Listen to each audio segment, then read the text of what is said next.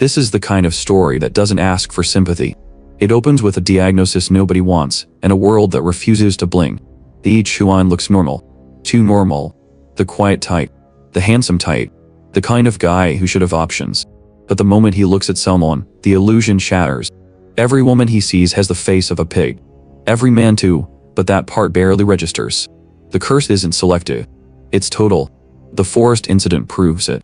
He saves a girl from danger. She rushes toward him, eyes shining, arms wide, ready to embrace her hero. From her perspective, it's a romantic frame. From his, a pig charging in with gratitude. The disconnect is brutal. And it doesn't stop there. The blue-haired woman from his childhood who once treated him kindly, until she learned his awakened talent was trash. The elegant girl in white stockings he meets later. Even the famously attractive teacher at the academy. All pigs. No exceptions. His mind refuses to translate beauty anymore. So he does the only logical thing. He goes to a doctor. The doctor welcomes him warmly. Calm voice. Professional smile. She asks him to describe what he sees when he looks at her. He answers honestly. A pig. She pauses, clearly unconvinced, and asks again just to be sure. He doesn't hesitate. Still a pig. The atmosphere shifts slightly. Her smile tightens. Then she leans closer. She begins what looks suspiciously like a deliberate test of his reaction. Something bold enough to make any healthy young man lose focus. Each one is sweating now, not because of temptation, but because he knows exactly what he's going to see. And when the moment escalates, when the supposed attack lands, he confirms it. Too exaggerated, circular pig faces staring back at him. He doesn't flinch. Instead, he asks for the truth. The doctor exhales and retreats into professionalism. According to her examination, he doesn't have a visual hallucination disorder. He has a spinal issue affecting neurological processing. A structural problem, and a moral one. She explains it carefully. Chuan listens, processing slowly, then asks with complete seriousness if she can simply give him his spine back.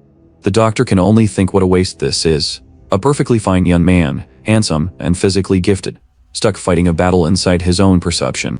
He leaves the clinic and boards a bus. The vehicle is packed, shoulder to shoulder. Faces everywhere.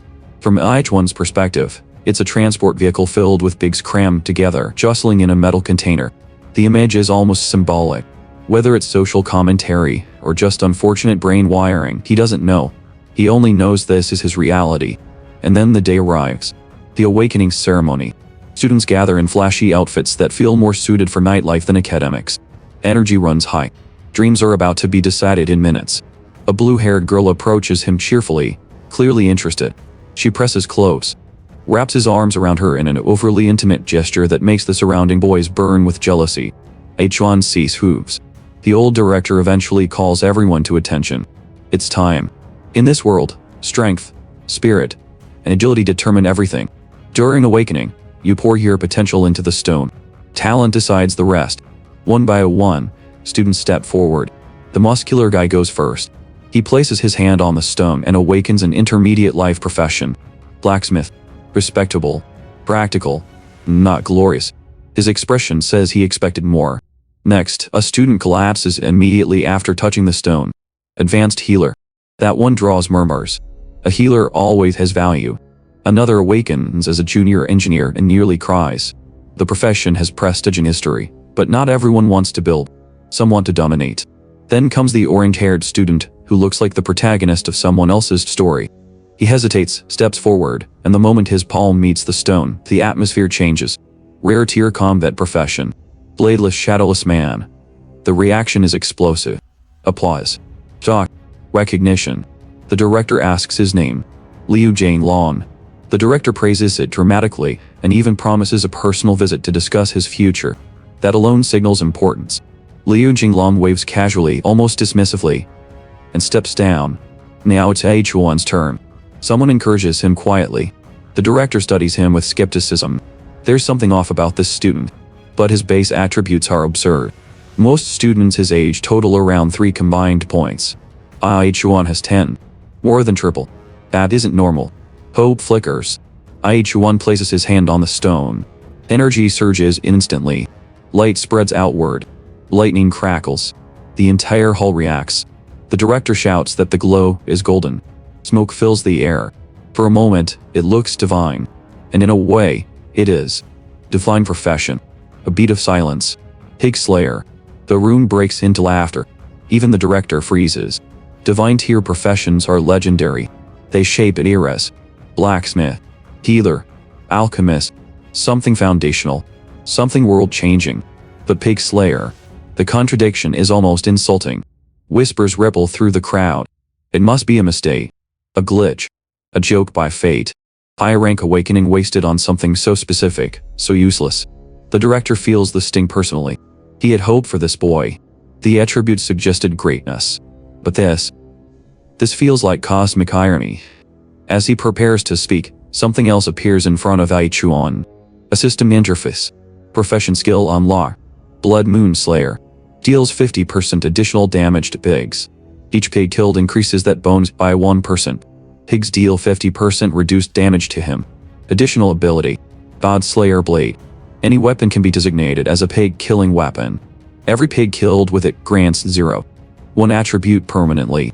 Chuan stares at the information. He doesn't fully grasp the scaling potential yet.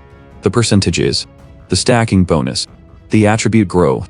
But one line anchors his attention. 50% bonus against pigs. Slowly, he lifts his head. Around him, the entire academy is laughing. From his perspective, it's a sea of pigs. Maybe being cursed isn't the disadvantage everyone assumes. Maybe it's alignment. And for the first time since the diagnosis, each one feels something close to clarity. Each one steps down from the platform beneath a wave of laughter that doesn't even try to hide itself. The word divine had lifted the room for half a second. Pigslayer crushed it just as quickly. Liu Jinglong doesn't miss the chance. He smiles with open contempt and says he expected a true dragon from Qingcheng Academy, not something that hunts livestock. A bystander chimes in, calling it a mentally broken profession. The judgment spreads easily. People love clarity. And this feels clear. Xuling Xuan walks toward Chuan. She approaches from a low angle, framed like she still belongs at his side. Her voice softens as she tells him it's fine. She even pats his head, almost affectionately. She reminds him that awakening a divine pig slayer is, in a way, following his parents' path. Both of them had simple lifestyle professions. There is history there. Continuity. The surrounding boys grit their teeth. Even with such a strange awakening, he still has a girl standing next to him. She blushes faintly and adds that her uncle will probably be pleased. So will his father. The familiarity between them confuses everyone watching. What they don't know is that she has been his neighbor since childhood. Their parents deliberately kept them close, hoping the bond would mature into something permanent. Years of shared meals and shared expectations build something that looks unshakable from the outside. But ceremonies change people. The teacher calls her forward next. It's her turn now. She glances back at Chuan and says she wants to follow either her mother or her father, but most importantly, she wants to stand beside him. He tells her to go ahead. She walks to the stone and places her palm against it without hesitation. The reaction is immediate. The sky above the arena shifts to a deep blue. An aura descends like a column of light, concentrating at the center. Her eyes widen. The director's composure cracks completely. Legendary tier combat profession. Snow soul of the mortal sort. Silence hits harder than applause. The director mutters that both her parents have ordinary talents. This shouldn't be possible. A mutation. An anomaly. A prodigy born from mediocrity. His tone changes instantly. He addresses her with respect now. Ba offers academy resources. Promises support. The difference is sharp enough to cut. She walks down with her chin slightly raised, aura fading but pride intact. The gossip begins immediately. If Ling Xuan has awakened something greater than Chuan, will she still stay by his side? Her friend whispers that the smartest move would be distance. No one climbs by holding onto a sinking weight. Xuan, meanwhile, drifts in and out of focus. He congratulates people around him with a tone so flat it almost sounds sincere. Almost. Then she calls his name. Her expression has shifted. The softness is gone. She says there were misunderstandings before, but from now on, things must be clear. They are no longer people from the same world. Liu Jinglong smirks beside her and declares that Chuan has lost. Chuan answers calmly. All right. Thanks. She frowns slightly at his indifference and tells him to stop pretending. He is just a pig slayer. He will never achieve anything. He shouldn't blame her for choosing a different future.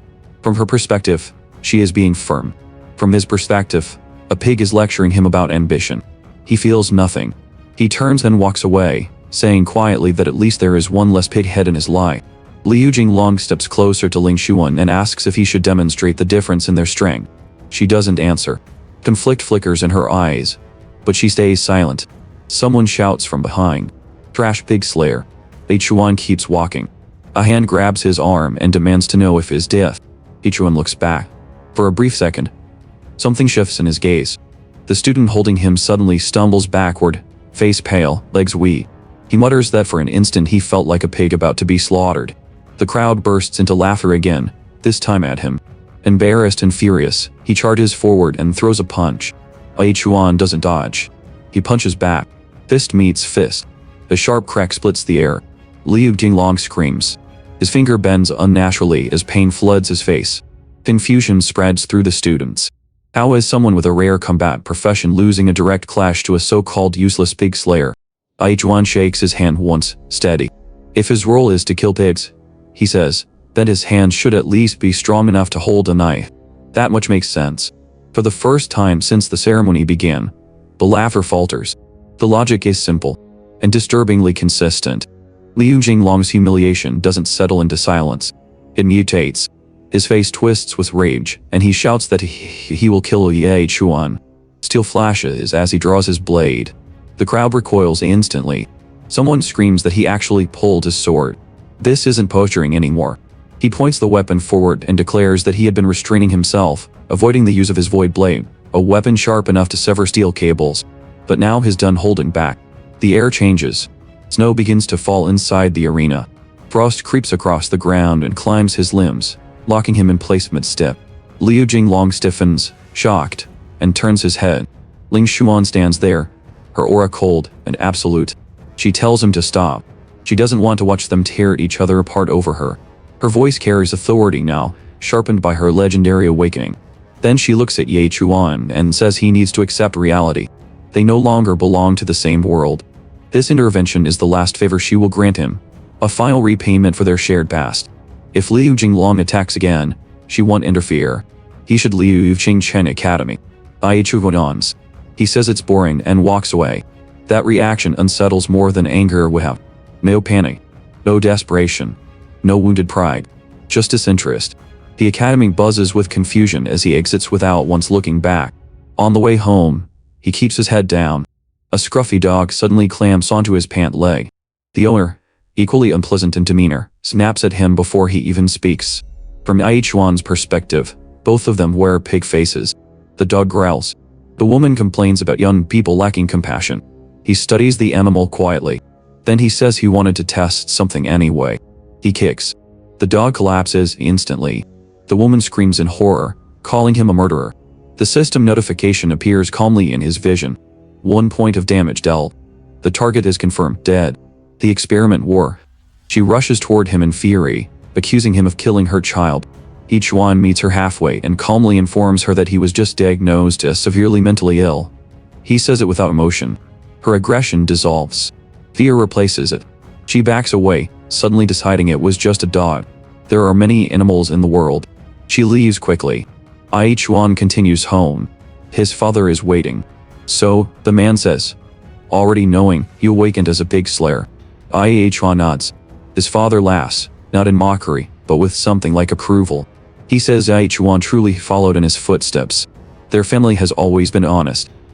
Butchers. Better to slaughter livestock than kill people. Violence against men leads nowhere good. Soon, he says, he will take his son to the slaughterhouse to learn the trade properly. Chuan listens carefully. Leveling through pigs.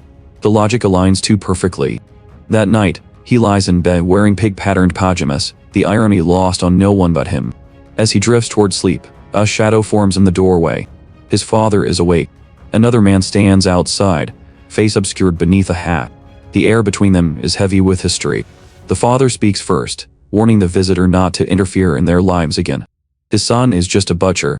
The man in the hat replies that he never expected the son of Ghost Cry to become something so ordinary. He questions whether Chuan is truly his biological child. The temperature in the room drops. The father rises slowly and tells him that if he crosses the line again, politeness will end. The man studies him for a moment, then fades back into the darkness. If the boy is only a butcher, he says, then the organization has no reason to act. Silence returns. The next morning, father and son arrive at the slaughterhouse. They pass through a heavy curtain into a space thick with tension. The father explains that a good butcher must first choose a proper knife. It must feel natural in the hand. Each one reaches forward and selects one without hesitation. It fits perfectly. System notification. Pig killing blade selected. Each pig slain with it grants 0.1 attribute permanently. His father nods in approval. The first lesson is simple. Learn to use it correctly. A pig struggles nearby, making distressed sounds, fighting against its restraints. The father instructs him calmly.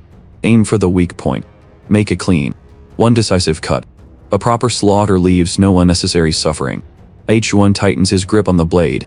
For the first time since awakening, his profession and his reality stand perfectly aligned. And this time, there is no audience laughing. The first cut goes deep. The blade sinks into flesh, and the pig's body jolts before its eyes roll back. The system responds instantly. You killed a normal pig. Level progress increased by 1%. Damage against pigs increased by 1%. 0.1 attribute gained. Clean. Efficient. Measurable. His father praises him at once, but there's a thin layer of sweat on his forehead. He admits the strike wasn't perfect. He thought the pig would die in one motion, but it required a second cut. The correct target is the artery in the neck. One decisive slice. No hesitation. A proper butcher ends it instantly. Chuan nods. Yeah. Got it. His father pats his shoulder and reminds him that the butcher profession may look repetitive to someone young, but it feeds their family. It's honest work. It keeps blood where it belongs. Chuan doesn't answer. He's staring at the pen like he wants to clear it entirely. His father laughs nervously and jokes that if he's that eager, he can help his uncle's workload too. They be grateful. Another slash. Another notification. More experience. More bonus damage. Another 0.1 attribute. Then another. The rhythm stabilizes. Step forward. Brit. Slice. System response. Repeat. Before long, the entire row in the warehouse is empty. Workers stand frozen, watching him move from one pig to the next without slowing down. System update. Damage bonus against pigs. 100%. Attributes increased from 10 to 15. A worker whistles and asks his father if that intense kid is really his son. He says the boy looked almost addicted. He just cleared a week's workload in a single session. Is it that a little excessive? His father laughs, this time with pride barely concealed. They don't understand, he says. This isn't just a butcher. This is a divine butcher. Chuan flexes his fingers around the handle of the blade. It feels natural now. Comfortable. Like an extension of his arm. The feedback loop between effort and growth is clean. Predictable. Maybe this slaughterhouse is too small. The next day, he leaves the city. In this world, monsters roam beyond the walls. Nations no longer exist independently.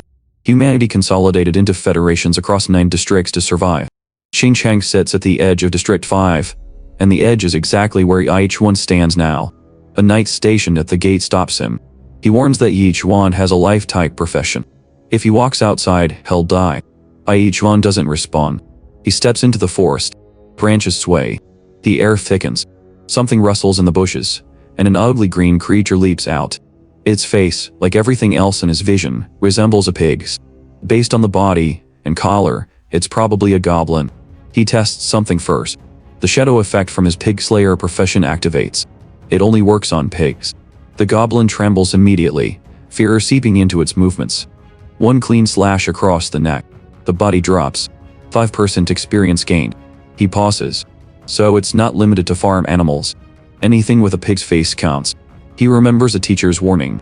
Goblins rarely travel alone. The underbrush explodes around him. They surround him in a circle, shrieking. Chuan tightens his grip and moves forward instead of back. Slash. Another throat opens.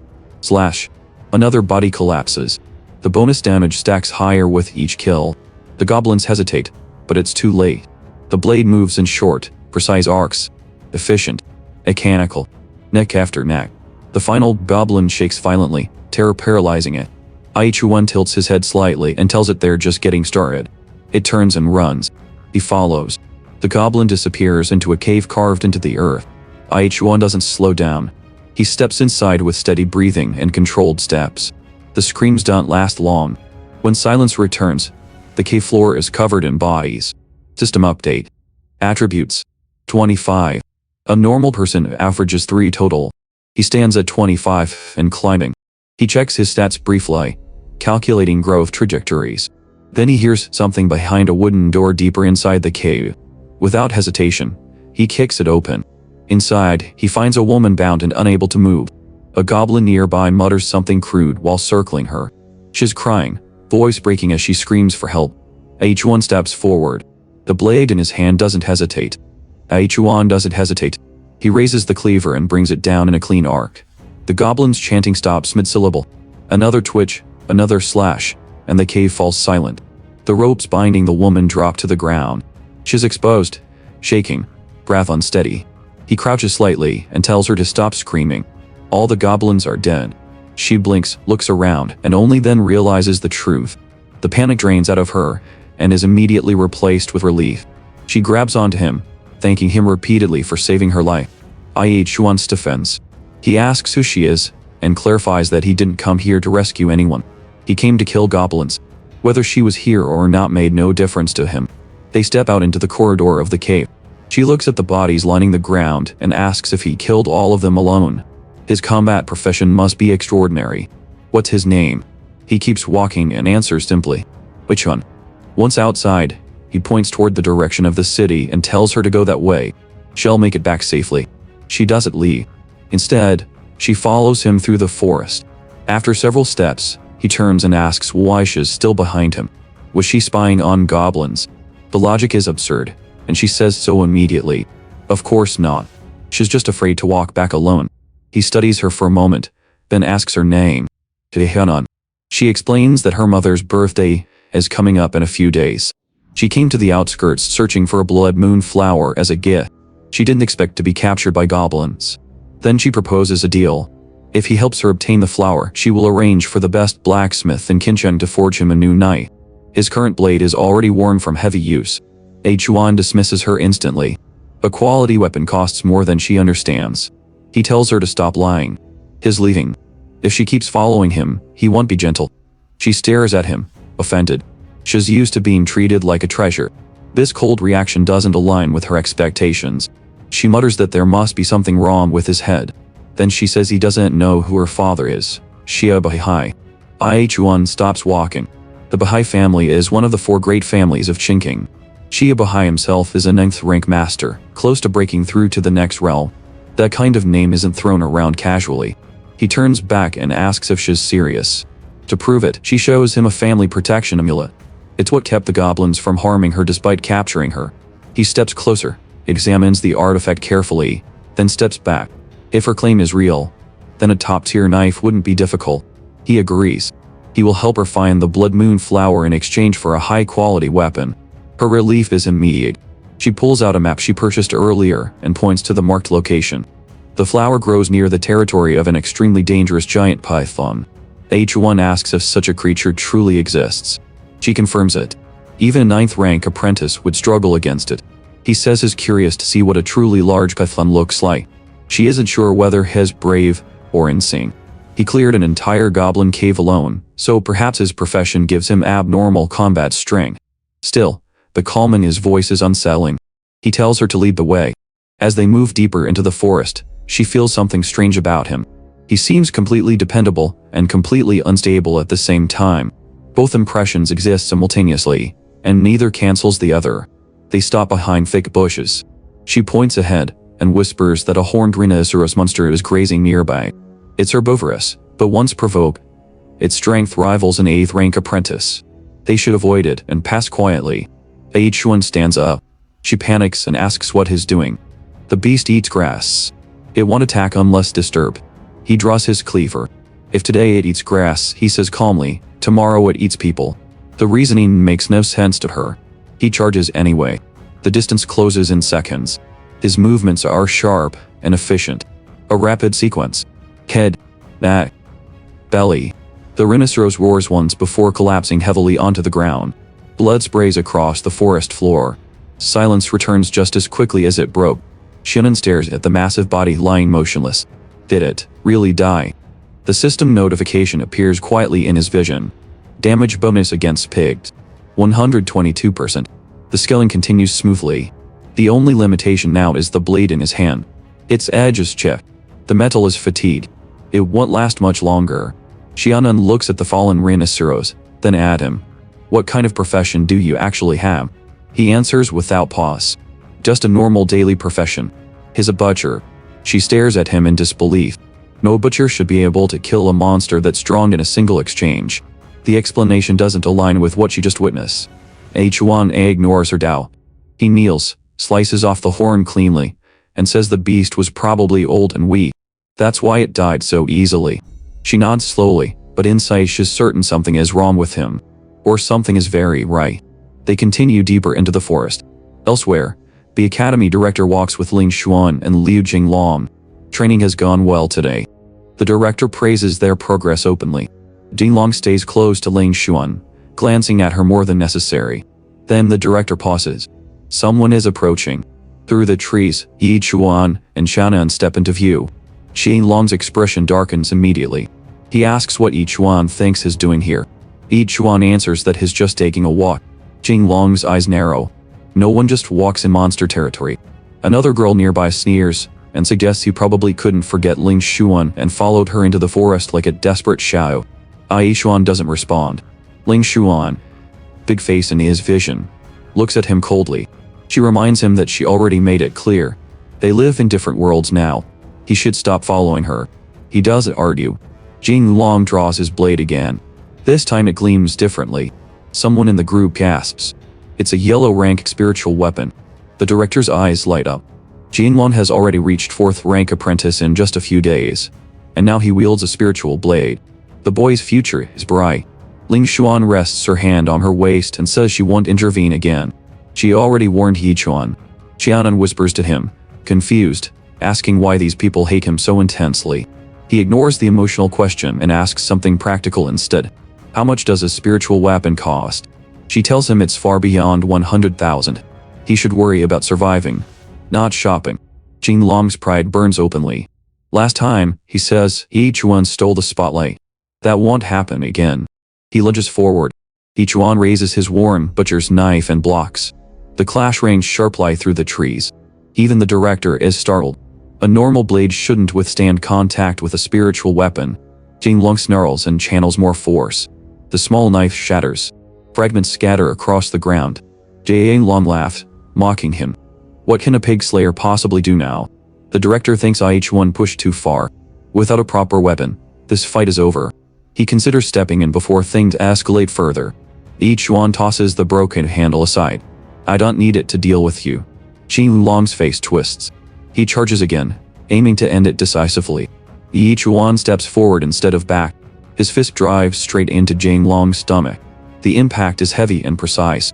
Air explodes from Jinglong's lungs as his body lifts off the ground and crashes backward.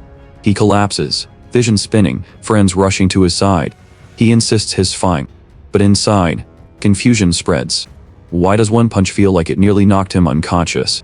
The forest falls quiet again. The director stares at Yi Chuan, reassessing everything. Yi Chuan, he asks slowly, have you already reached apprentice level 7? Yi Chuan doesn't answer the director. Instead, he walks forward, bends down, and picks up Jinglong's fallen spiritual blade. He turns it slightly in his hand, examining the balance, the sheen of the metal. This one looks nice. Whispers ripple through the group. Someone questions whether he really leveled that much. Even Ling Xuan, with a legendary talent, isn't displaying that kind of raw strength. The director clears his throat and explains calmly. Life professions and combat professions grow differently. Combat types require harsh training and real battles. Their early growth is slow but explosive later. Life professions, on the other hand, can dedicate themselves entirely to repetitive work. Forging, crafting, slaughtering. Early leveling is easier. Yi Chuan probably killed pigs without stopping. Ling Xuan frowns and argues that he's only relying on inflated base stats. It feels unfair. The director tells her to calm down. Every time Yi Chuan levels, the required experience doubles. Soon he'll need an absurd amount just to move forward. Combat professions will overtake him eventually. A student asks bluntly if that means the person who defeated Jinglong today will soon be crushed. Exactly, the director replies. Yi Chuan nods casually. Yeah, you're right. Thanks for explaining. He turns as if the conversation is already over, and leaving. Ling Xuan calls after him, demanding to know why he's obsessively killing pigs just to prove something. She mentions her acceptance into Sky Dome Academy, layering achievement over accusation. He looks tired, almost bored. Like none of it matters. Before the tension can sharpen, Shannon steps forward and says that's enough. Each one is helping her find the blood moon flower. Running into them here was coincidence. The gossip shifts instantly. Another girl jokes that perhaps H1's real talent is attracting women now that Ling Xuan has distanced herself. Shannon slaps her. The impact is sharp enough that even the director catches part of it accidentally. He blinks, stunned. Why did I get hit too? I didn't say anything.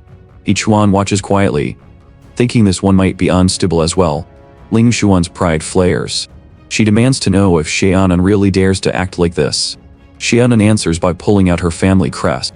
The director's expression changes immediately. Now it makes sense. The Xia family. He quickly warns Ling Xuan not to move. Then he respectfully asks what brings Miss Xia into this forest. She replies that it doesn't concern him. She goes wherever she wants. And while she's at it, his academy students seem poorly disciplined. The director awkwardly agrees and promises to review standards. Shannon demands that Ling Xuan apologize to Yichuan. Ling Xuan freezes. Why is a daughter of the Xia family siding with him? The irony burns. Now that he's displaying strength, alliances shift. It stings more than open rejection. The director repeats the request firmly. Ling Xuan turns her face away and mutters an apology. From the corner of her eye, though, resentment simmers. This isn't over. Xuan shrugs. Whatever. Then he adds that he needs to leave before he misses the bus. Jing Long suddenly shouts, realizing too late that Xuan is still holding the spiritual saber. Xuan keeps walking as if nothing is unusual. Fine, he says without turning around. If you want it back, come take it. The threat hangs casually in the air. Jing Long yells that he'll get revenge. The scene shifts deeper into the forest. Shannon studies her map again and says they're close to the python's territory. They need to move carefully. Xuan tests the spiritual saber in his grip. The moment he switches weapons, the system designates it as his pig slayer blade. Attribute gain per kill increases to 0. 2. Shannon takes out several glowing spheres from her pouch. Each one asks what they are. She explains shyly that they're fire lightning pearls. Even someone in a high realm would suffer severe injuries if struck directly. He nods once. Understood. Then, without waiting, he leaps forward. Within moments, he spots the blood moon flower. Not one. Several. His gaze sharpens. A presence coils nearby. He feels it before he sees it. When he turns, a massive snake lifts its head from the shadows. In his vision, the face is unmistakable. A pig-headed python. Xuan exhales calmly. Relax, he says evenly. I'm just taking a flower and leaving. The python pauses. For a brief, fragile moment, it actually listens. Xuan slowly steps backward, hands raised slightly, voice calm. He thanks the snake for its cooperation and says he's leaving. No conflict needed. Then everything explodes. Shannon panics and throws one of the fire lightning pearls. It detonates against the python's head in a violent burst of flame and thunder. The shockwave tears through the clearing. Xuan is thrown backward, rolling across dirt and stone. Smoke fills the air.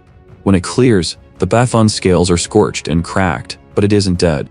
The massive body twists violently, loses bounce near the cliff's edge, and disappears over the side. Science.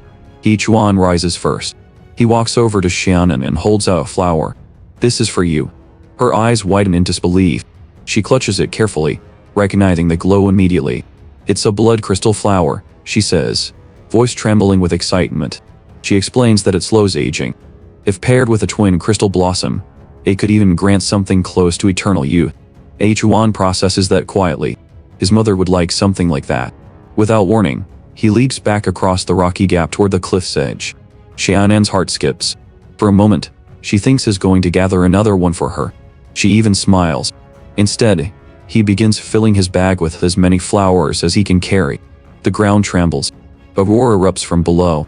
The python rises again, battered but alive. Shannon stares in disbelief. That blast should have ended it. From across the clearing, each one shouts for her to throw another pearl. She shouts back that she only had 2. There are none left. The python slithers forward, fury radiating from its massive body. Xuan's expression shifts. The butcher's aura activates. In his eyes, the monster stops being a predator. It becomes meat laid out on a table. Still, he doesn't charge recklessly. Instead, he shouts for her to run. He grabs Xianan and pulls her with him. She protests, saying he didn't need to risk himself just for a flower. This one, he answers evenly, is for my mother. The python lunges. Its jaws open wide enough to swallow both of them. Xianan screams that they want escape. Chuan suddenly throws her aside like a sack of grain. The python's fangs close. From her perspective, it swallows him whole. Her voice breaks as she screams his name. The python's body jerks violently. Something moves inside. A sharp line of light splits the scaled hide from within. The head separates cleanly from the body. The massive corpse collapses. Chuan steps out from the ruin, covered in blood but standing straight. Xianan runs toward him without thinking and throws her arms around him. She thanks the heavens, then immediately wrinkles her nose and complains that he smells terrible. He doesn't respond. System notification. Massive experience gain. 80% progress toward next level. Rank advanced to apprentice level 8. Closing in on 9. The growth curve continues. Later, they reach the city gates. Members of the Xia family are already waiting, panic written across their faces. Her father rushes forward, saying she nearly scared them to death. She proudly presents the blood crystal flower, announcing it's for her mother. Her father sighs heavily. She could have sent servants. There was no need to leave the safety of the city. As she tries to explain what happened, each one steps forward. The man's eyes fall on him. Who are you? Chuan introduces himself plainly. His profession is pig slayer. The father frowns slightly. The blood crystal flower grows near the territory of the great python. Why would she bring someone with a life profession into such danger? Did he even fight? The logic doesn't connect. Still, he offers thanks and produces a ring worth 200,000 as a reward. Chuan pushes it back calmly. "No," he says. "Make me a butcher knife." The Xia family head stares at Chuan as if he misheard him. 200,000 in value, handed over without hesitation, and the boy asks for a butcher knife. Xianan quickly explains that Chuan wants the finest blacksmith available to forge him a proper slaughter blade. Not something ornamental. Not something symbolic. Something real. The man studies Chuan again, then nods. Fine. The family has a master craftsman in the city with long-standing ties to them. He'll arrange it. But his daughter is returning home first. Xianan hesitates before leaving. There's a faint blush on her face as she says goodbye. Her father notices and immediately warns Chuan not to misunderstand anything. There should be no improper ideas about his daughter. Chuan looks at him calmly. In his eyes, she's just another pig-headed figure like the rest. He clarifies that he only cares about the weapon. The man pauses, then gives a short nod. Fair enough. Elsewhere, deep in the forest near the fallen corpse of the python, a thin demon-like woman steps into view. Her eyes burn with fury. She kneels beside the massive body, fingers brushing scorched scales. That bastard killed her spirit pet. Stole her herbs. She inhales slowly, memorizing the lingering scent in the air. He went his gate. Back inside the city, Chuan enters a materials shop carrying the severed horn of the rhinoceros. He places it on the counter and says he wants to sell beast material. The clerk looks at him skeptically. A skinny kid with something like that. She offers 10,000 without much interest. Chuan calculates silently. One big kill earns roughly 100 in equivalent growth. This horn equals 100 pigs. That sounds acceptable. As he scans the shop, his eyes land on a set of scale armor displayed prominently. He asks about it. The clerk's tone shifts instantly. Excellent taste. It's crafted from fire serpent scales, strong defensive properties, resistance to heat and cold. A rare piece. Price: 150,000. Chuan freezes. How Anne is supposed to afford that as a pig butcher? The clerk tilts her head, confused by the phrase. Without another word, each one places the spiritual saber he took from Jing Lam onto the counter. Will you trade that for the armor? Her expression transforms. She almost jumps over the counter in excitement. A spiritual weapon for scale armor. Of course. Immediately, she helps him try the armor on personally, adjusting straps, smoothing the plating. She insists she won't charge extra. Normally fitting services cost 10,000, but for someone young and handsome like him, she'll do it for free. Internally, her thoughts run faster. If this boy casually trades spiritual weapons, he must be wealthy beyond appearance. If she secures him, she'll never worry again. She leans closer, asking what profession such a promising young man has. He answers simply, Pig Slayer. Her smile falters. That's not a combat profession, is it? The scene shifts home. Chuan steps inside and hands a blood crystal flower to his mother. "Mom, this is for you." She gasps instantly. How did he get something so rare? Did he steal it? Is he robbing people now? He awkwardly explains that he went outside the city. There was a giant snake already lying there. He just picked up the flower. She laughs at the absurdity but quickly grows serious. The wilds are dangerous. If something happened to him, how could a simple butcher family handle it? They are butchers, not warriors. He shouldn't take risks. He nods obediently. His father watches proudly. That's his boy. The peace doesn't last. A voice shouts from outside, demanding Yi Chuan come out immediately. His father steps forward, asking who dares to shout at his house. It's Liu Jinglong's father. He accuses Yi Chuan of stealing his son's spiritual saber. Yi Chuan's father looks stunned. There must be a misunderstanding. They were childhood acquaintances once. But times change. Lia's family holds influence now. His own son is just a butcher. How could he steal from a warrior? Jinglong steps forward and repeats the accusation. Lia's father grows cold. The academy director already confirmed the incident. He demands that Yi Chuan be questioned properly. The father turns to his son. What is going on? Yi Chuan answers calmly. That man tried to kill him with the saber, thinking it was already mercy. Jinglong interrupts, claiming it was only training. Yi Chuan suddenly stole it mid-spar. Lia's father orders Yi Chuan to show respect and return the spiritual weapon immediately. Yi Chuan doesn't hesitate. I'd already sold it. The courtyard falls silent. I sold it. The words land like a hammer. Yi Chuan's father stiffens instantly, panic flashing across his face. What has his son done now? Lia's expression darkens beyond restraint. He demands 1 million in compensation. 1 million. Yi Chuan's father protests. A low-grade spiritual weapon is worth at most 200,000. Liu cuts him off coldly.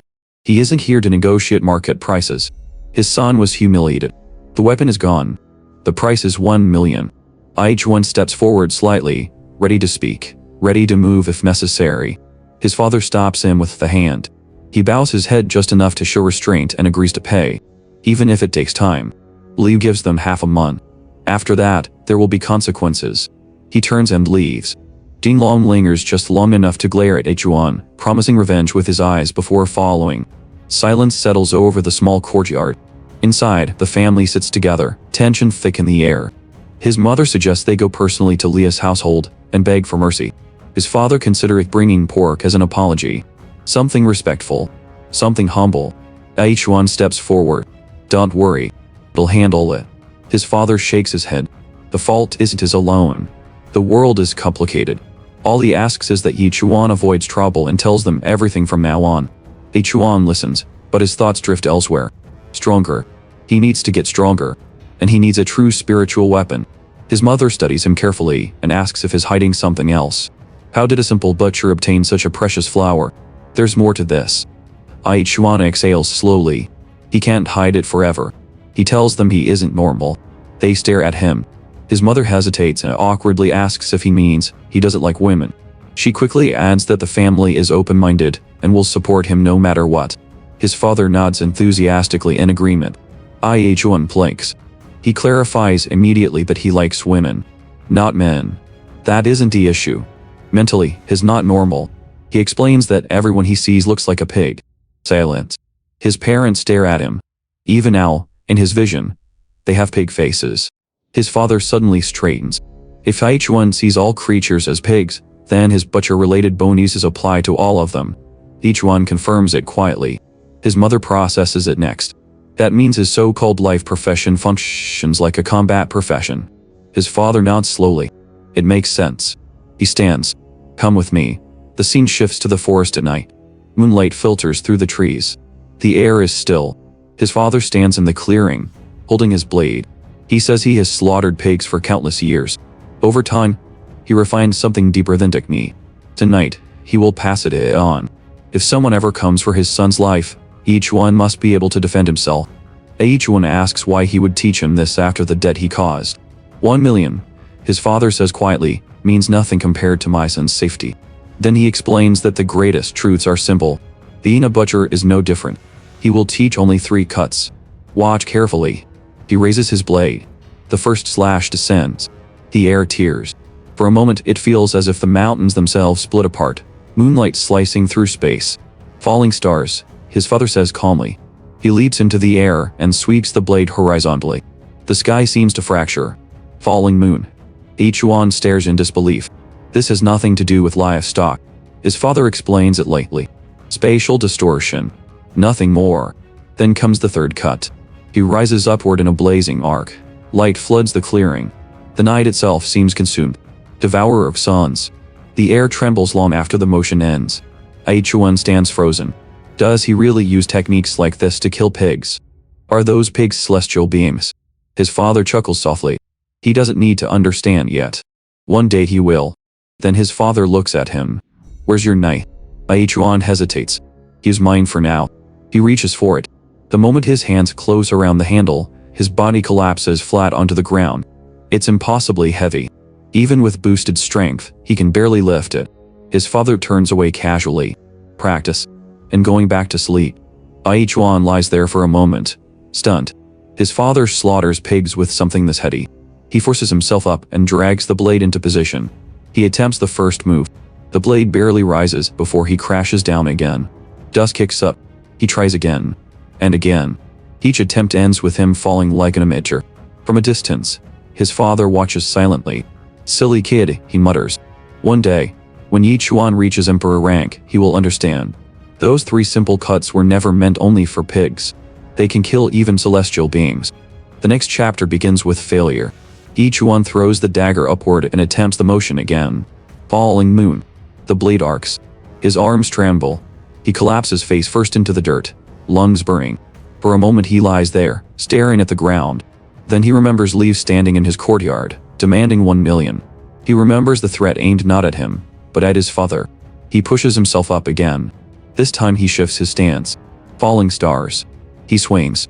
The air detonates. The ground in front of him fractures outward in a violent ripple. Dust erupts. Birds scatter from the treetops in a chaotic storm. The impact line stretches through the clearing like a scar carved into the earth. Chuan stares at the destruction. A slow smile forms. System notification. New skill learned. Falling stars. The scene shifts. Hospital room. Chuan lies in bed while his mother stands anxiously beside him. Doctor, is my son alright? The doctor, calm and professional, reassures her. He fainted from exhaustion. Nothing more. Just extreme physical strain. His mother's expression darkens instantly. That cursed man must have trained him until he collapsed. She'll deal with her husband when she gets home. She also notices the nurse blushing strangely and demands an explanation. The doctor explains clinically. Severe lactic acid buildup. Based on muscle condition, the boy performed at least 1,000 squats, 1,000 push-ups, countless additional drills, and ran nearly 100 kilometers. His mother freezes. That's impossible. No human could do that overnight. The doctor admits it defies normal standards. But Chuan's body and mental drive are unusual. His mother storms out, declaring she will kill that man for overworking their son. The doctor mutters to herself that any normal person would have died from that level of exertion. The boy's resilience borders on absurd. Outside the hospital, Chuan is already walking away. I really burned through a lot of energy, he mutters. That move is dangerous. He needs the new knife. The scene shifts again. Steel Heart Forge. A bearded craftsman looks up as Chuan enters. His presence is heavy, arms thick from decades of hammering steel. Chuan. He nods. The blacksmith says Master Xiao informed him everything. He works through the night to finish the blade.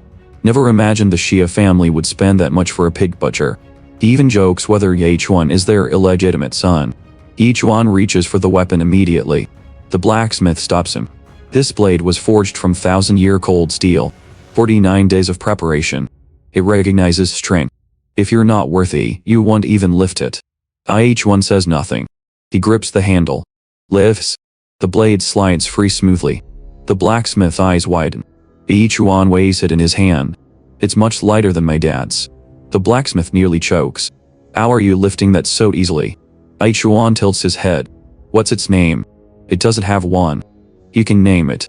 He considers briefly. Dragon Slayer. The blacksmith bursts into laughter. That name has been used 1,000 times. It's glitchy. Chuan doesn't care. The name is functional. He turns and leaves immediately. He needs to move beyond apprentice rank. Fast. At the city gate, people complain loudly. Powerful beasts have been roaming near the outskirts. It's dangerous even 10 steps outside. Chuan hears that. His eyes brighten. Danger means targets. Targets mean growth. And growth means no one threatens his family again. The forest grows quieter the deeper he walks. To quiet. Chuan feels it first. The subtle pressure of being observed. He doesn't slow down. He lets them believe he hasn't noticed. A blade whistles through the air from behind. He shifts half a step to the side. The knife slices past his shoulder and buries itself in a tree trunk. He turns. 3 men step out from the undergrowth. Roof. Unrefined. 8th rank apprentice Oris. 3rd-rate bandits pretending to be hunters. One of them glares in disbelief. You dodged my secret attack. The heavier one sorts agreement. Li Sheng was supposed to land that cleanly. This kid left the city alone. He should have been easy prey. Then one of them lets it slip. They were sent. Jing Long's father. So that's how it is. Chuan rests his hand on the hilt of his new blade. System notification flickers. Dragon Slayer designated as Pig Slayer weapon. Attribute gain per kill. 0. 3. He smiles faintly. So, he says evenly, who wants to meet Dragon Slayer? They ask what kind of ridiculous name that is. He repeats it calmly. They burst out laughing. Does he think he's some legendary hero? Each one laughs louder than they do. I'm not a hero. He steps forward. I'm just a butcher testing a new knife. The nearest bandit barely finishes forming his next insult before Chuan closes the distance. One clean slice. The man's throat opens. System notification. They killed. Damage bonus increased by 1%. 0. 3 attribute gained. The other 2 freeze. Did he just? Chuan disappears from their immediate line of sight. Then his behind the second one. A precise thrust. Another body drops. More experience. More attributes. The last bandit turns and runs. His agile. Good footwork. Tries to zigzag. It doesn't matter. The blade leaves Chuan's hand in a smooth, controlled throw. It pierces cleanly through the fleeing man's back. Silence returns to the clearing. Chuan retrieves the weapon. Sadly, he says, you chose to die. He crouches and searches their belongings without emotion. Honest looting, he calls it. One item stands out. A shadow step scroll. Temporary agility increase of 30% for 30 seconds. Beginner tier. Still useful. Free is free. Footsteps approach. Chuan immediately leaps into a tree, concealing himself among the branches. Below, a grotesque creature emerges from the shadows. Multiple eyes cluster along its head. Its body twists unnaturally as it approaches the corpses. It begins devouring them. Chuan watches with mild curiosity. The creature is fascinating. Unfortunately, it eats humans. That disqualifies it from living. He activates Shadow Step. His body lightens instantly. He moves branch to branch with sudden speed, then drops from above in a descending R. The creature senses him at the last second and fires sharp spikes from its back. Several pierce through his clothing and into his skin. He doesn't sob. Dragon Slayer flashes. One decisive cut splits the monster in half. The body collapses. Chuan stands there, pierced in multiple places. Blood running down his arms. He examines one of the embedded spikes then pulls it out. He mutters. Pre-acupuncture. System notifications continue to rise quietly in his vision. Growth doesn't stop. And neither does he. He still needs 70% more experience to break into the next realm. And he wants it today. Further ahead, a golden horned beast crashes through trees, shredding everything in its path. It charges. Chuan doesn't dodge. He steps forward and slides Dragon Slayer through its open mouth. The body splits mid-motion. It collapses instantly. He turns to collect the materials. But something else is dragging the corpse away. His eyes narrow. Who is stealing his loot? The massive body disappears toward a cave entrance. Chuan doesn't hesitate. He jumps in. Inside, webs hang from ceiling to floor. Creatures cocooned in silk sway slightly in the stale air. At the back of the cavern, something moves. A massive spider with golden legs stares down at him. It lunges instantly, aiming for his neck. He blocks without even turning his head fully. When he faces it properly, he studies the legs. Golden. If armor made from scales sells high, those legs must be worth a fortune. The spider attacks in rapid succession. Chuan defends awkwardly, adjusting to the confined space. Webbing shoots forward. It strikes his chest. His pin to the cave wall. Venom follows, piercing his leg. System alert. Poison. Neural damage detected. entering frenzy state. His vision blurs. Green saliva drips from his mouth. The spider pauses, confused. Chuan rips the webbing apart. The threads snap like string. He lifts his head slowly and stares at the spider. Something in his gaze shifts. He charges, foaming, laughing faintly, smashing at its legs with brute force.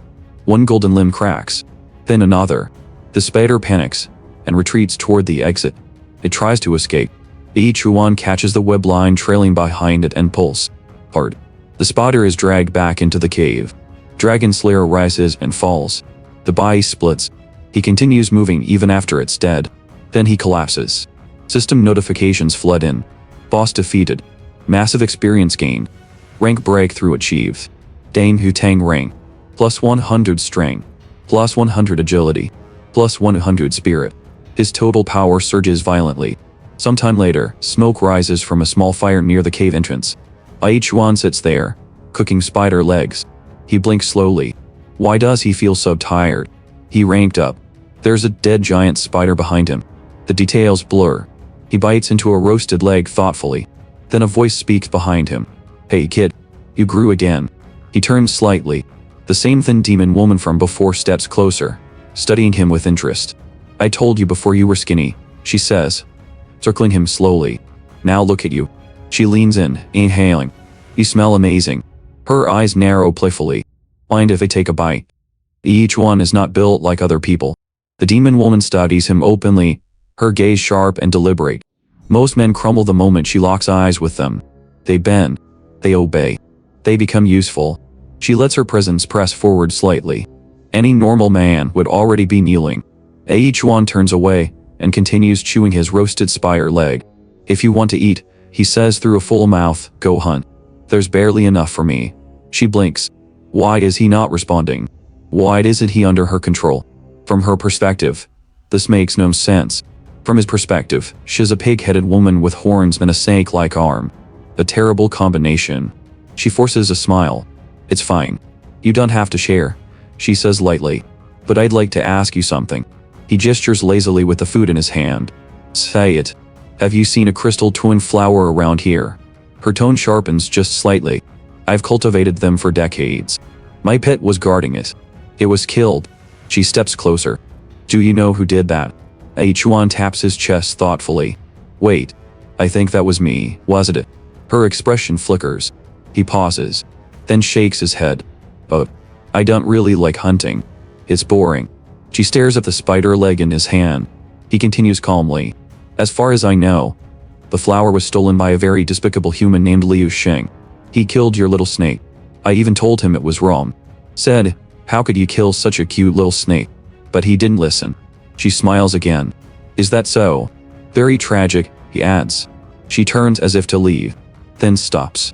She already memorized his scent earlier. She found it on the python's corpse. She found it on the cave floor. She turns back slowly. He sighs. If you already knew it was me, then that's on you, he says. Why force me to lie? Her patience snaps. Why are you acting like the victim? Her aura ignites. Pressure floods the clearing. Tell me where my flower is, she says coldly, or I will strangle you to death. Chuan lifts his head.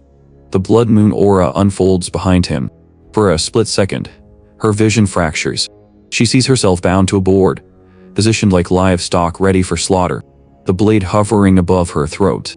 Her breath catches. Her body trembles. She cannot move. When the illusion clears, he is already walking away.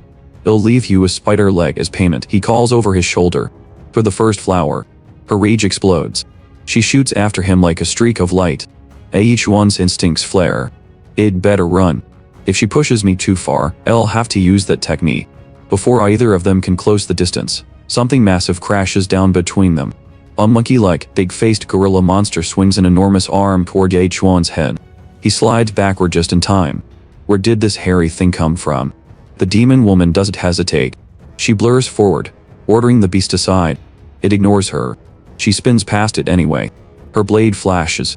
A clean slash opens its neck. In the same motion, she drives her hand into the back of its skull. The beast collapses instantly, drooling, lifeless. She turns. Chuan is already standing there. Dragon Slayer raise. Stance shifting. She recognizes the rhythm. He's about to use it.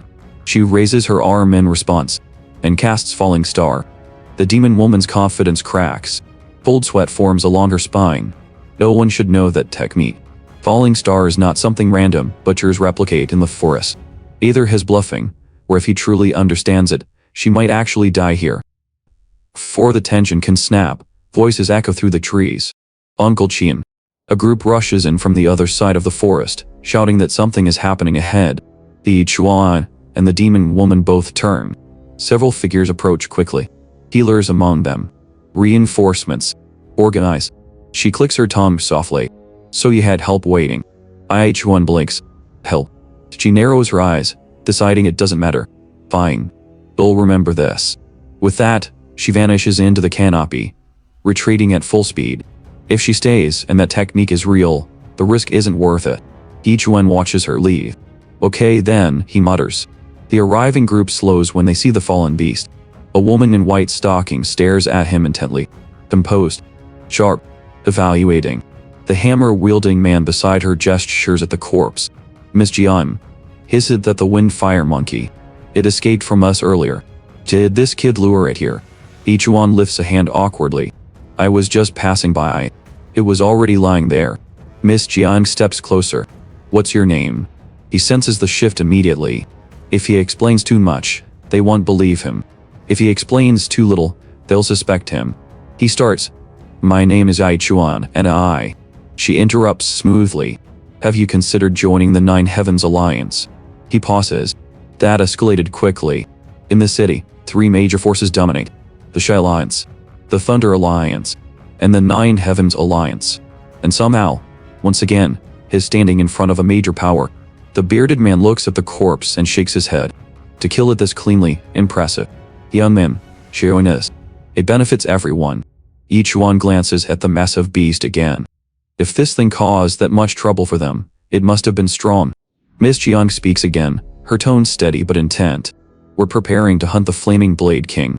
We need strong fighters. Chuan tilts his head. Boo. She stares at him. Every combat practitioner in the district knows that name. She explains that the Flaming Blade King is one of the rare beings to break through lower ranks and reach true king level. A monarch's tier existence. Chuan nods thoughtfully. That's impressive. Then he asks the only question that matters to him. What's the reward? A bandana-wearing man scoffs. Defeating a king-level entity isn't about pocket change. You inherit their title, their realm, their legacy. It's not something ordinary trash can participate in. Chuan's eyes shift slightly. So that means overnight growth. Fine, he says calmly. They'll join the Nine Heavens Alliance. Miss Jiang steps closer, satisfaction flickering across her face. Dude, we're closer to success now. The bandana man thinks the kid is naive. Meanwhile, one of the older men kneels beside the beast and begins examining the hide. Chuan asks if they are planning to skin it. Miss Jiang nods. They need heat-resistant armor to approach the Flaming Blade King. The monkey skin is ideal. They were about to secure it earlier before it escaped. Chuan steps forward. Relax. Skinning is my specialty. She blinks. Really? I'm not just good, he replies. I'm a professional. He jumps onto the corpse. Dragon Slayer flashes repeatedly. Precise. Efficient. No wasted motion. Within a minute, the massive hide is removed cleanly and stretched perfectly across the ground. The bearded man whistles. That's real skill. Even Miss Jiang can't hide her surprise. They pack up quickly and begin moving through the forest again. The bearded man speaks quietly to her. Miss Jiang, once we forge the fire-resistant armor, we'll be ready. This time, we take the king's inheritance. But before they can move further, 3 figures step into their path. One of them wears an emblem with a lion. Miss Jiang's expression tightens immediately. The Lion Thunder Alliance. The scarred man at the front speaks calmly. Miss Jiang, you'll need to share some of that monkey skin with us. Miss Jiang's expression tightens instantly. So she says coldly, you already knew our plan. You were waiting. The scarred man smiles faintly and draws his blade. Just sharper than he expected. Since she understands the situation, she should also understand the consequences of refusing. The bearded hammer wielder steps forward, aura flaring. You're bold, he growls. My hammer doesn't forgive. Behind them, the bandana-wearing strategist raises a hand quickly. Palm down. Hand over the skin for now. We'll regroup later with reinforcements. His tone is reasonable. Too reasonable. Miss Jian's eyes narrow slightly. The muscle-headed member hesitates only a second before throwing the skinned hide toward the Lion Thunder Alliance. But it never reaches them. Each one catches it midair.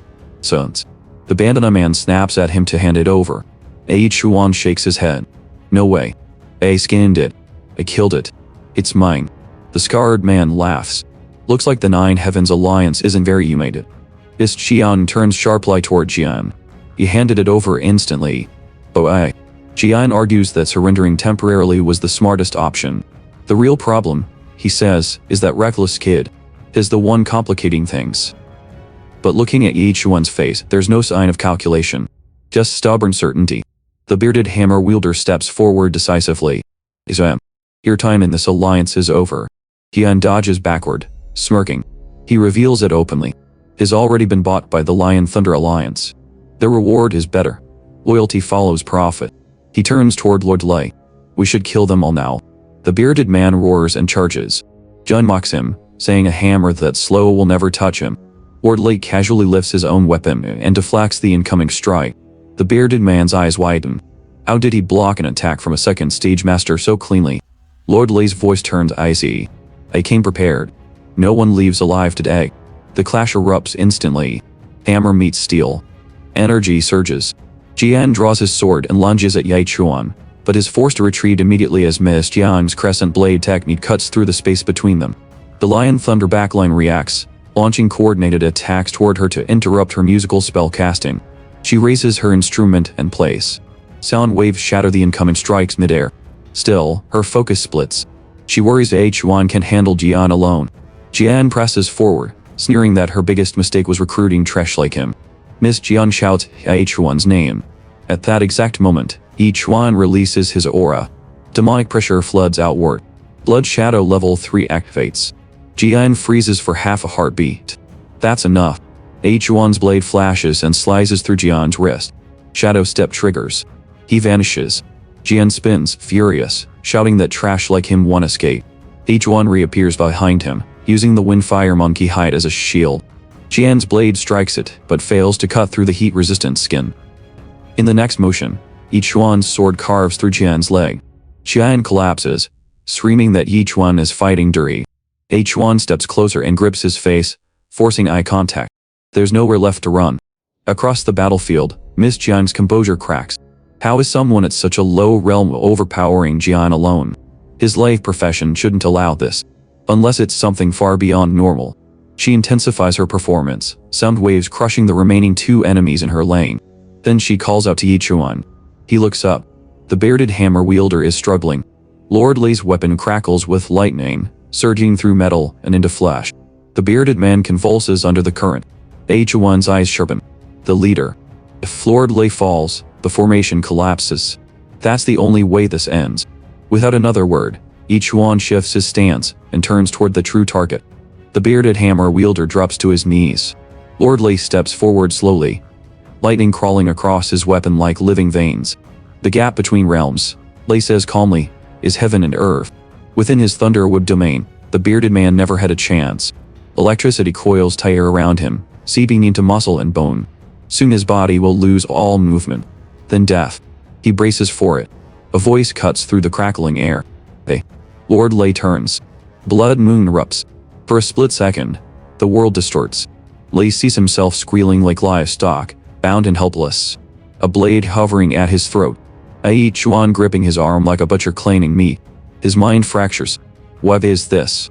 He bites down hard on his tongue, pain snapping him back to reality just in time to block the follow-up strike. Now his expression shifts from contempt to horror. Only a god-tier mental technique could penetrate his realm like that. This kid is dangerous. He cannot leave alive. The bearded man shouts hoarsely, Chuan, run. The gap is too large. Lord Lei moves instantly. There is no escape. His kick lands squarely against Chuan's chest. The impact sends him flying backward like a rag doll, crashing into the earth. With my realm, Lei says coldly, that should have killed you. Chuan lies still. The bearded man's eyes widen. The kid bought him a moment with his lie. Rage detonates. Hammer ore explodes outward as he charges, vowing to make that sacrifice count. He unleashes a mountain-crushing smash aimed directly at Lei's skull. Lightning answers. The strike is intercepted mid-swing. Electricity surges through the hammer and into his body. He collapses again, muscles spasming uselessly. Lord Lei approaches him once more. The bearded man forces himself upright and spits blood. "You should know where Miss Chuan comes from," he warned. "You can kill me, but touch her, and the entire alliance will hunt you." Lei laughs lightly. The Lion Thunder Alliance doesn't fear that. His gaze shifts toward Miss Jiang. "We won't kill her. Keeping her around could be entertaining." The bearded man roars in fury. "Over my dead body." Something strikes Lord Lei from behind. Pleading. Devastating. Falling stars. The blow tears across his armor, shattering plates that were meant to withstand master-level assaults. He staggers forward, stunned. The bearded man stares in disbelief. Chuan stands behind Lei, breathing hard. Lei turns slowly, unable to comprehend what just hit him. Chuan exhales and taps his chest lightly. "That armor cost me 150,000. He mutters. "Worth it. Without it, that kick would have ended him." He grins. "Idiot. I played dead so you'd focus on him." The bearded man finally understands. The kid didn't collapse helplessly. He baited him. Only by pretending to die could he create an opening wide enough to use falling stars at full commitment. And he executed it perfectly.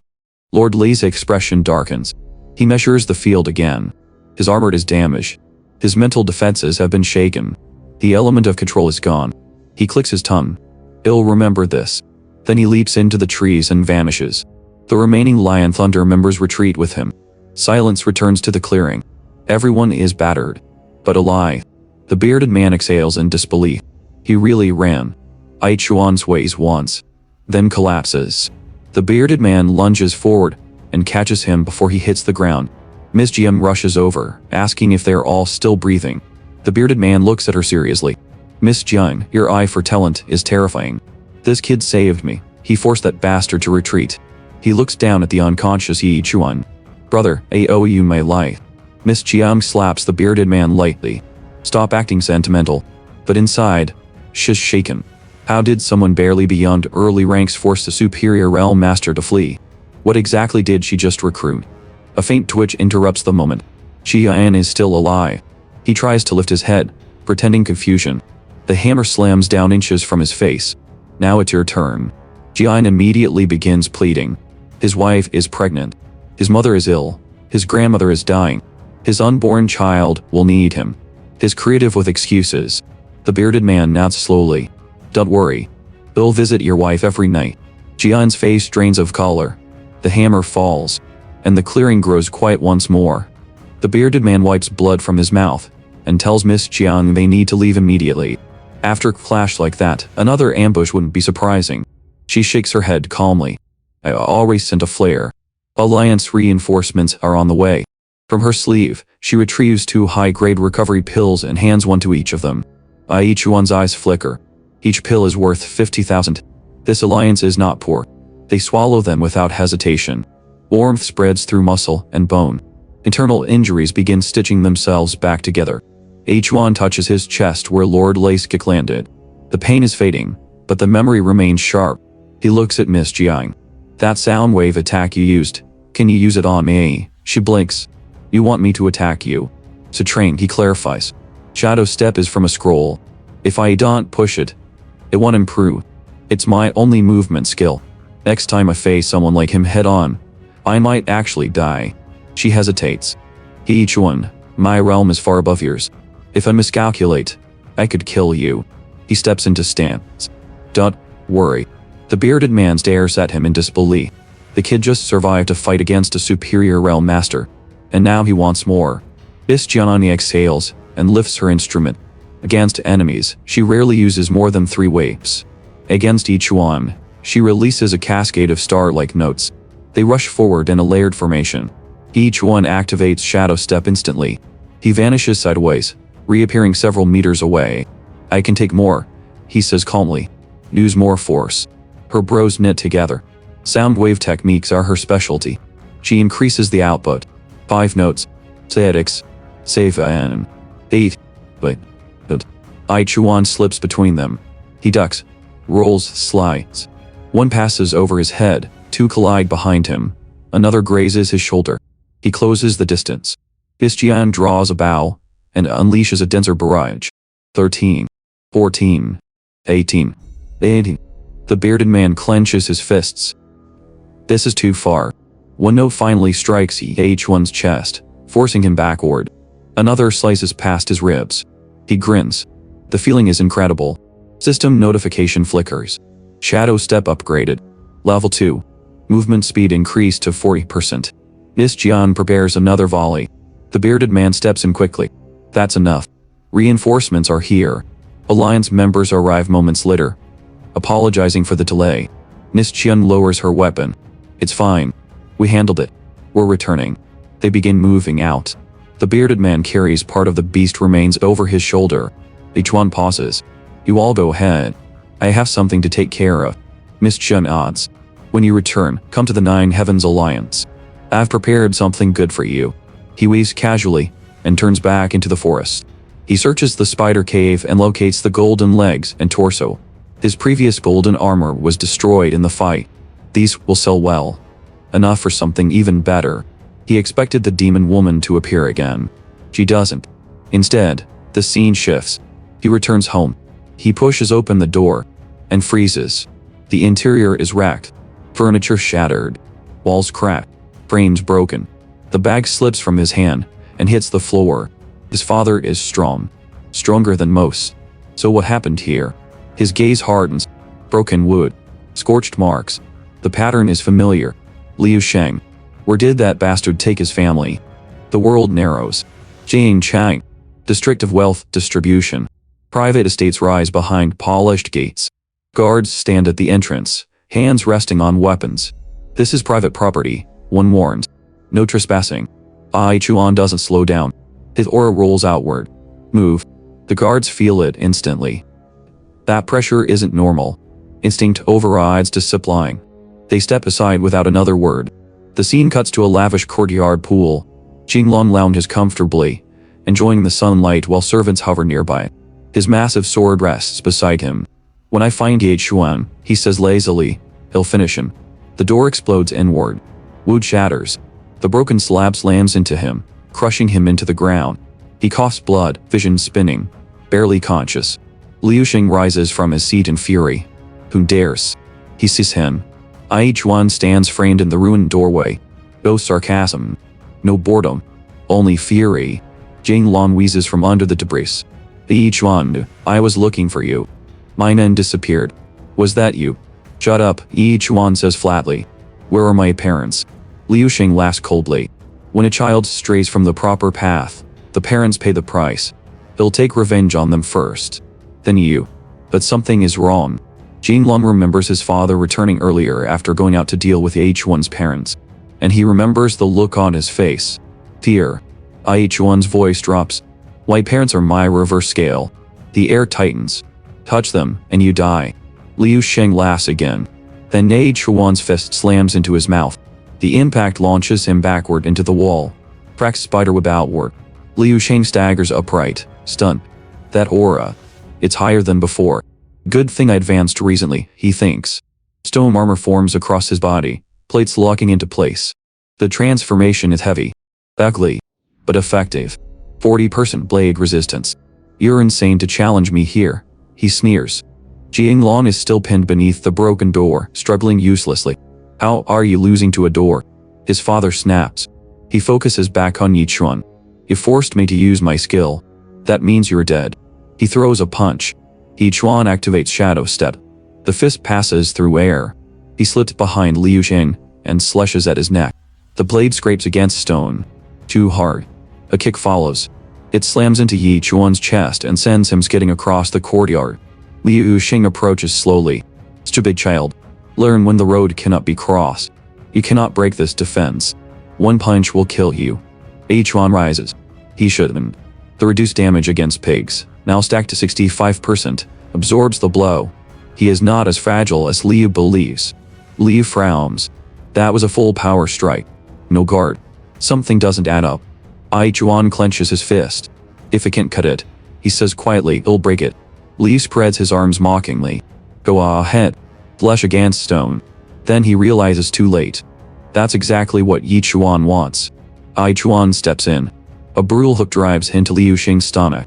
Damage against pigs. Boosted. 500%. The stone armor detonates outward in fragments. Liu's eyes widen. Why does his hand hit like a cannon? Chuan doesn't stop. Another punch.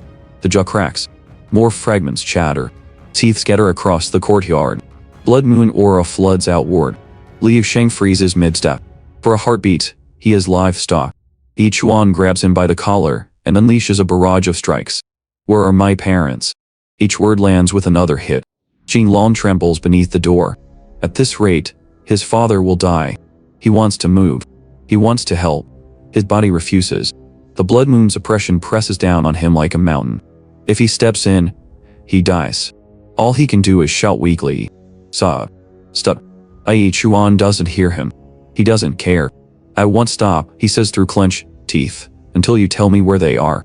Liu Sheng finally breaks. Blood runs from his mouth as he gasps for air. I went to your house to collect the million, he wheezes.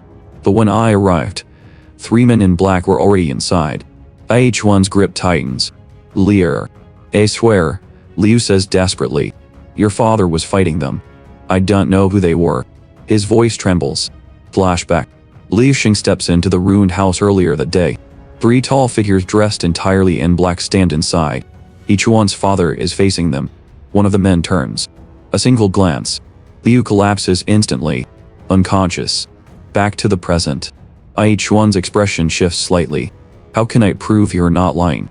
Liu forces himself upright just enough to fumble in his clothing. Wait, when I left, I found this. They said it was for you. He hands over a folded letter. Chuan opens it. The handwriting stops him cold. It's his father's. Chuan. I'd always wanted us to live an ordinary life. But when you said you saw everyone as pigs, I knew fate had chosen differently. Your mother and I can no longer stay by your side. From now on, you must walk your own path. We believe in you. You were always a smart child. Do not try to find us. You are not strong enough yet. You stand no chance against them. As long as you live freely and happily, that is enough. The paper trembles in his hands. Tears fall before he can stop them.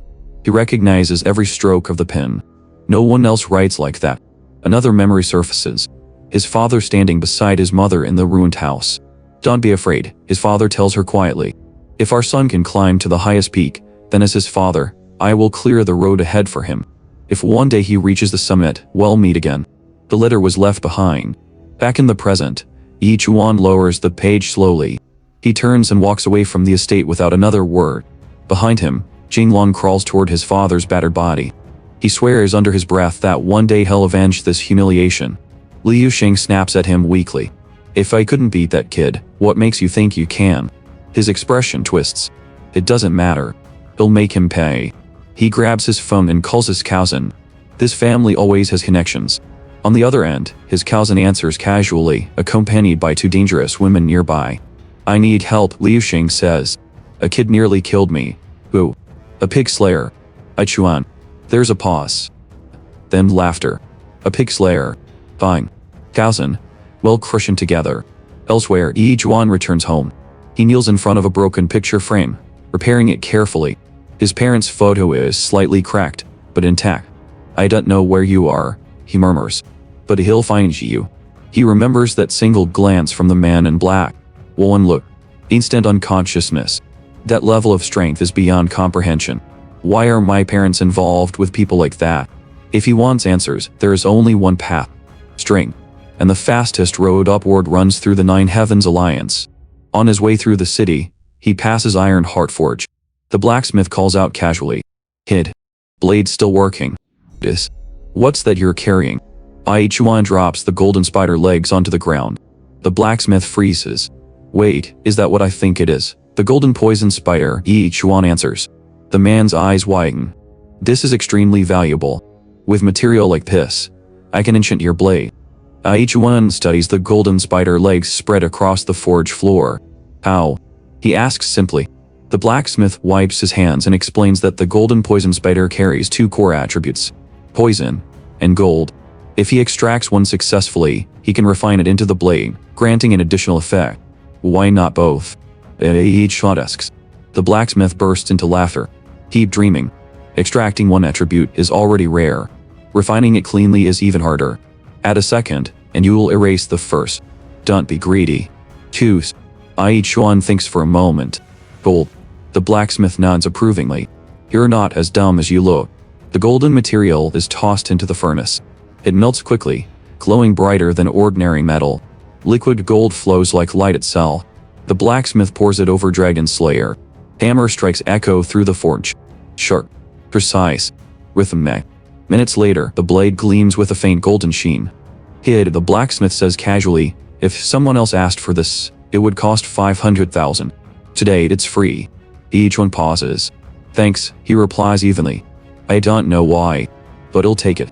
He lifts the blade. It feels heavier, sharper. Master, he asks. What's the effect? Enchantments activate after a set number of strikes, the blacksmith explains. Gold usually triggers critical hits. Chuan's eyes sharpen. Critical on top of his scaling damage. He swings the blade in a short cutting sequence. Nothing happens. Instead, exhaustion hits him faintly. Then the system interface clarifies. Enchantment successful. After 9 consecutive strikes, the 10th deals 200% damage. The faster the chain, the stronger the critical effect. Chuan nods slowly. Master, if you ever need help and won't refuse. The blacksmith waves him off. That's enough. Oh, I've done all I can. Chuan leaves, but his mind lingers. Why free? No one gives something for nothing. He doesn't trust kindness easily. Soon, the Nine Heavens Alliance headquarters comes into view. At the entrance, the academy principal stands waiting. Chuan, what are you doing here? What are you doing here? Chuan counters. In recommending academy students to the alliance, the principal replies. Any student who joins brings honor to the school. That's good. The principal sighs. I can't recommend you. You don't have a combat profession. And they aren't accepting new members this year. Even Ling Xuan was rejected. The bar is that high. So why are you here? The principal asks. I'm using their mountain for weight training. Chuan answers calmly. The principal studies him carefully. It seems you've reached your growth limit for your class. That's fine. Give up combat. Raise pigs. It suits you. Chuan nods casually. True. I'll keep killing pigs. It works for me. As he walks past, the principal suddenly feels something off. He turns. What realm are you at now? Nearing Lacusant rank, Chuan replies plainly. The principal freezes. You're out of the beginner ranks. That's impossible. Even Ling Xuan, with legendary talent, is still within apprentice levels. For a life profession to level this fast, he would have needed to kill close to 100,000 pigs. The old man stares at him in disbelief. This kid is abnormal. Chuan moves to leave. Wait, the principal says quickly. Do you want to join the school tournament? Chuan stops. Isn't that only for elite combat professions? Yes, the principal admits eagerly. But there's an open slot. Jing Lam was injured and can't compete. Chuan remembers the door flying into Jane Lam's face. See, the principal continues. Ling Xuan is guaranteed to perform well. But with you in the team competition, the school's ranking could improve. Right now, we're last. Barely even receiving participation rewards. Chuan wipes dust from his sleeve. What does that have to do with me? The principal places a firm hand on his shoulder. If you participate, he says slowly, I guarantee you one request. Chuan doesn't answer immediately. He weighs the offer. One request. He repeats. The principal nods confidently. Anything within my authority. Chuan thinks for a moment. 500,000. The principal blinks, then laughs lightly. If you reach top 3, that's no problem. In his mind, top 3 is impossible. The academy barely scrapes by in participation rankings. There's no full combat lineup. He won't have to pay. Chuan isn't finished. I also want a spiritual storage item. Now the principal frowns. That's greedy. Those are top-tier rewards. Chuan turns slightly. Forget it then. I won't participate. The principal grabs his arm instantly. Wait. Fine. If you reach top 3, you get the storage item too. Chuan nods once. Deal. He walks away calmly. Behind him, the principal exhales in relief, already convinced none of this will cost him anything. At the gates of the Nine Heavens Alliance, a muscular guard blocks the entrance. Hey kid. What are you doing here? My name is Chuan. I'm here to see Miss Jiang. The guard smirks. You have a date with Miss Jiang. Before Chuan responds, the gate opens. Miss Jiang steps out casually. I was waiting for you. She grabs his arm and pulls him inside without hesitation. The guard stares, stunned. As they walk through the courtyard, she gestures around. South Tower is residential. North Tower handles services. East is dining. West and northwest are training grounds. Chuan looks around. The architecture is grand, structured, powerful. It's impressive. Come on, she says. Let's register you. A heavy hand lands on his shoulder. The bearded hammer wielder grins widely. I missed you, kid. Finally decided to join us. He leans closer conspiratorially. I'll take you to the north wing later. There's a massage section. You'll love it. Miss Jiang slaps him sharply. Stop corrupting him. He mutters that she doesn't understand the needs of men and walks off laughing. They enter the north tower. The interior shifts abruptly into something modern and polished. A receptionist in a fitted suit looks up. Miss Jiang personally brought him. Issue him a black card, Jiang says immediately. The receptionist hesitates. That's the highest tier. For a newcomer. Do it. Minutes later, Chuan officially becomes an advanced member of the Nine Heavens Alliance. He studies the black card in his hand. Why am I getting this? Members earn contribution points, she explains. You need at least 1,000 for a black card. Since I recruited you personally, and you made a major contribution in that battle, I decided you deserve it. She steps closer, clearly pleased with her decision. I'm looking forward to what you'll bring to the Alliance. From his perspective, the big-faced enthusiasm dulls the intended charm. Still, he nods politely. The bearded man returns, tossing a pile of items toward Chuan. Here joining rewards. Specially prepared by Miss Jiang. Way better than what most people get. Chuan catches them awkwardly and offers thanks. Miss Jiang smiles. He'll take you to the residential area. They walk deeper into the complex. The path doesn't match the map she described earlier. Ahead, steam rises from a secluded hot spring area. She glances at him. You were injured in the last battle, right? Her tone softens. How about letting your body recover first? She steps toward the water, already prepared for a bath. Chuan doesn't hesitate. He removes his shirt and steps into the hot spring without ceremony. Steam rises around him. Miss Jiang watches carefully. She senses the lingering injuries beneath his calm posture and moves closer, studying the bruises across his torso. You were hurt again, she says softly.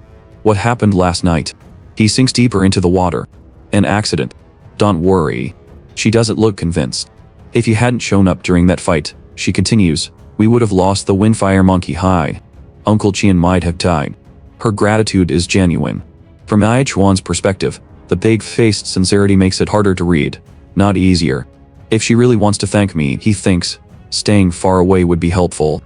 She gestures toward a small box placed near the edge of the spring. Open it. He does. Inside rests a strange black pill. Eat it, she says.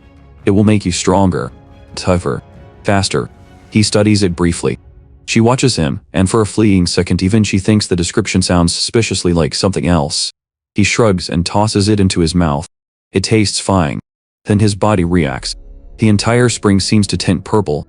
His aura surges outward violently, rippling the water's surface. What did you give me? He asks sharply. She explains quickly. It's refined by the Alliance's top alchemists. Only one pill is produced every 6 months. It permanently strengthens the body and constitution. System notification floods his vision. Plus 20 strength. Plus 20 agility. Plus 20 spirit. He blinks. That was not an aphrodisiac. At the same time, he opens the second item she prepared. A scroll. Golden Bell passive. Once activated, it blocks one fatal hit after breaking. Cooldown. 12 hours. The scroll dissolves into inscriptions that etch briefly across his skin before fading. Miss Jiang steps back now dressed properly in white, composure restored. Your golden armor was destroyed. This is compensation. Chuan frowns slightly. You're being too generous. She meets his gaze. It takes half a month to forge the fire-resistant armor. When it's ready, you'll join us to challenge the Flaming Blade King. He nods once. How many people? What's the success rate? She doesn't flinch. Less than 10%. He stares at her. That makes no sense. Why do it? Does everyone want to die? And you're not even the leader. Why risk everything? Her expression hardens. Exactly. Because I'm not the leader. She looks toward the distant towers. I'm the Alliance head's only daughter. If I hide behind him forever, it'll never prove myself. People already whisper that I'm unworthy. Each one remembers Jian's mocking tone. We. Protected. Unqualified. Even as the leader's daughter, she's doubted. Are you afraid? She asks him. He shakes his head. My parents taught me that if you promise something, you keep it. Her lips curve slightly. You're a good boy. She steps closer again, teasing lightly. It's a pity you're still inexperienced. If we die, you shouldn't leave regrets. He gently pushes her away. Not today. He looks directly at her. I'm not dying. I still have things to do. She stands there, momentarily stunned. The door behind them slides open. Uncle Chuan stands awkwardly at the entrance, clearly having overheard more than he should. Miss Chuan narrows her eyes. What are you doing here? He clears his throat. I just wanted to use the spring too. Each one steps out of the water. Uncle Chuan, I have a favor. The bearded man's eyes light up. What? Be my training partner. His grin widens immediately. That's the smartest thing you've said all day. Let's get stronger. As they leave, Miss Chuan watches quietly. This gamble might have been the right one. The scene shifts to the eastern training grounds. Each one faces Uncle Chuan across the stone platform. If he wants to see his parents again, strength is the only path. He closes his eyes briefly. Hold on a little longer. He draws his golden blade. I won't hold back. Uncle Chuan rolls his shoulders and lifts his hammer. Good. I won't either. Chuan locks eyes with Uncle Chuan. And the world narrows. Iron days pass. The eastern training grounds become their battlefield. Dawn to dusk. Again. Again. Miss Chuan watches from a distance, arms crossed. At first she thinks they're reckless.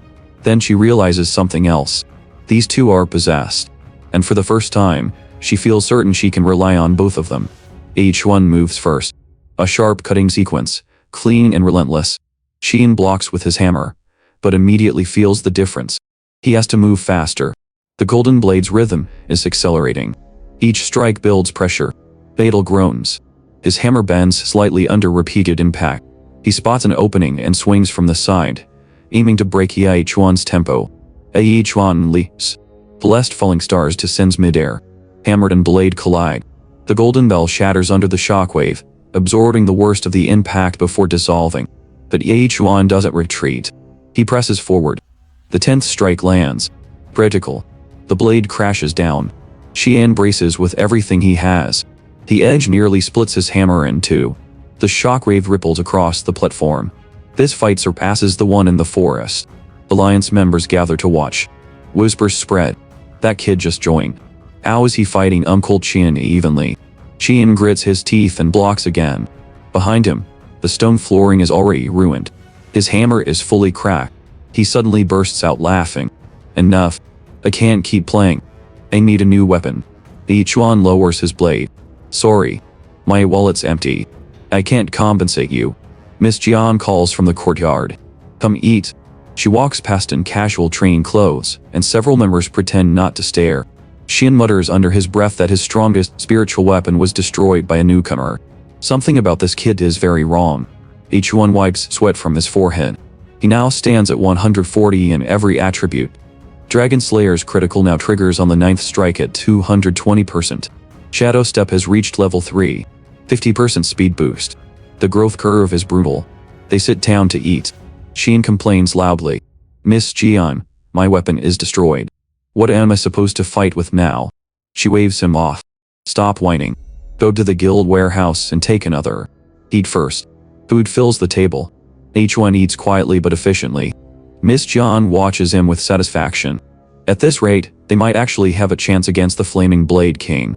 Mid-meal, Chuan speaks. And heading out tomorrow. Both of them look up. Where? Chuan asks. What for? Chuan presses. He taps his chest lightly. I promised the school principal I'd participate in something. They'll be back soon. Chuan grabs his arm impulsively. Train one more day. Every day we spar. I like you more. Skip tomorrow.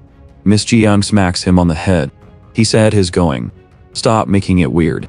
She turns back to Chuan. Voice softer. Be careful. They'll be waiting. He nods once.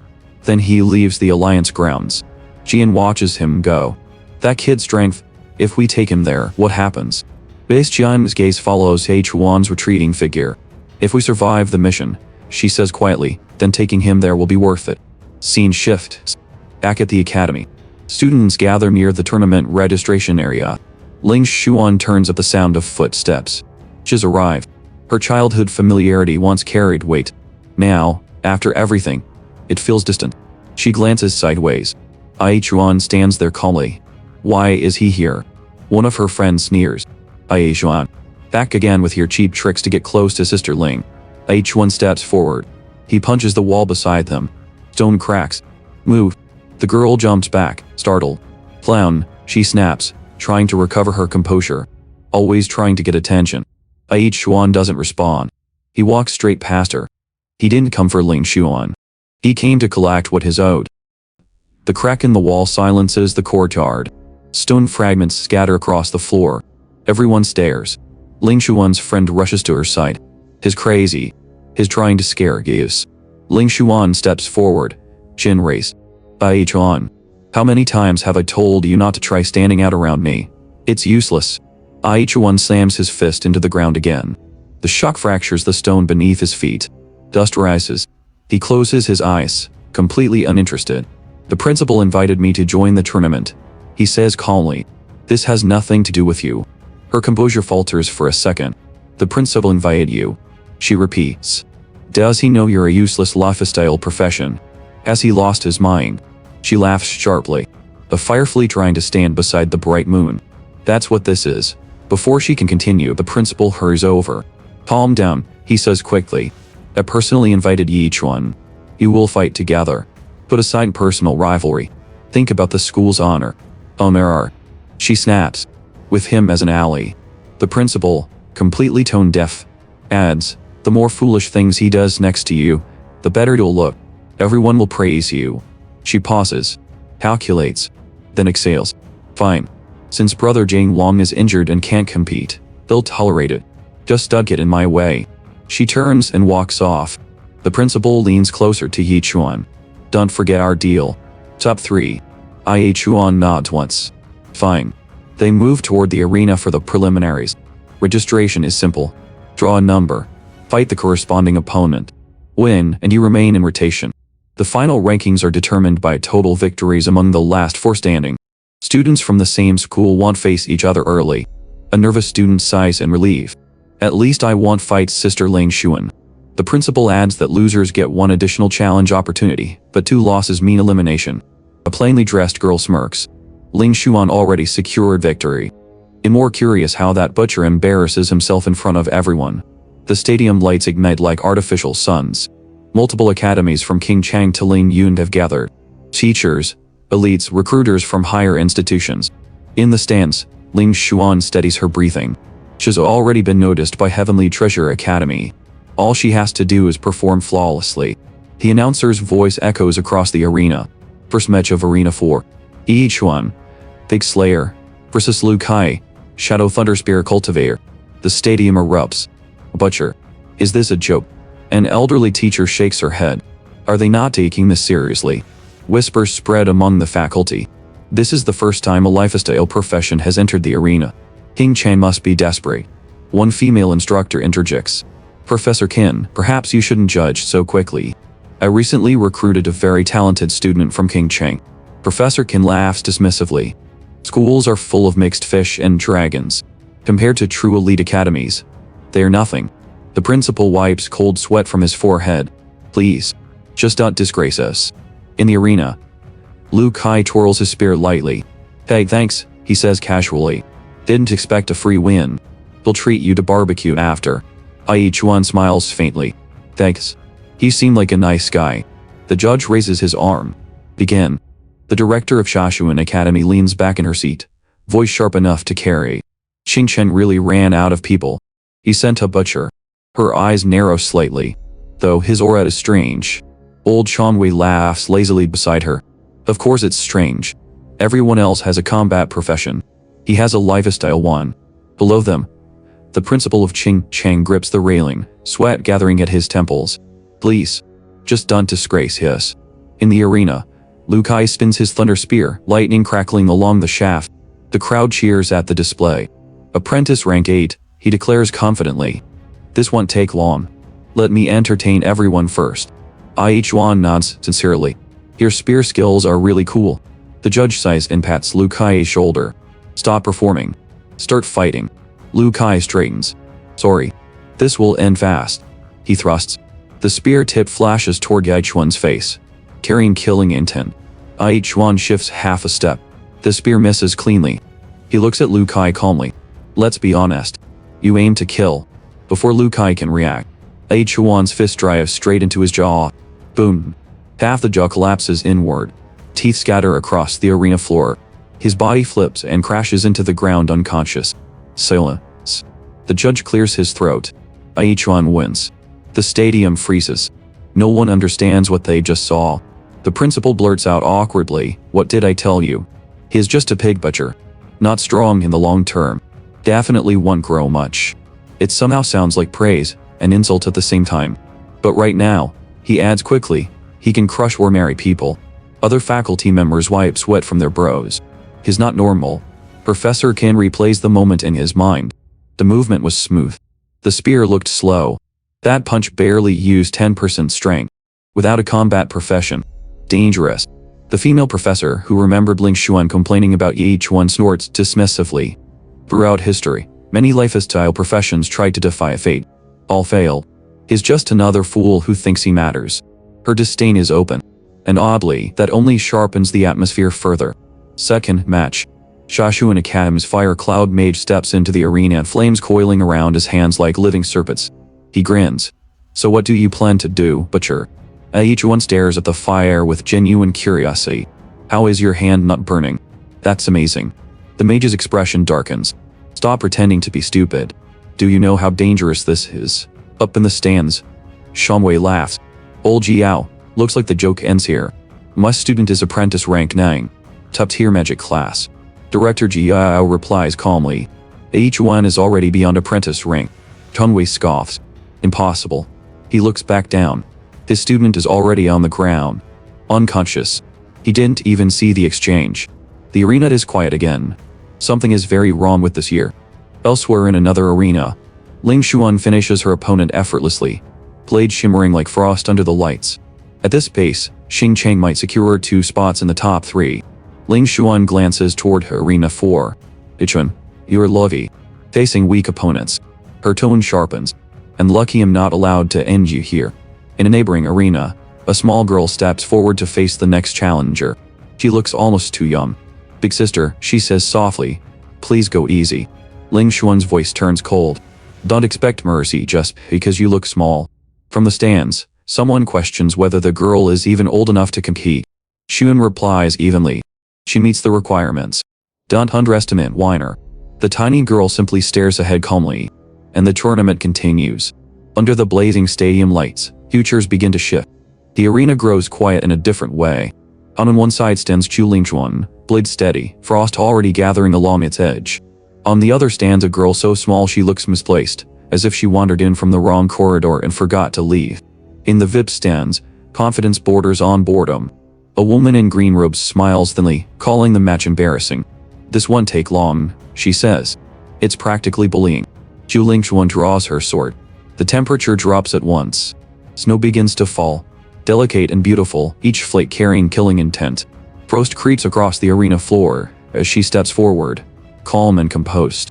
In her mind, this opponent isn't even worth a serious strike.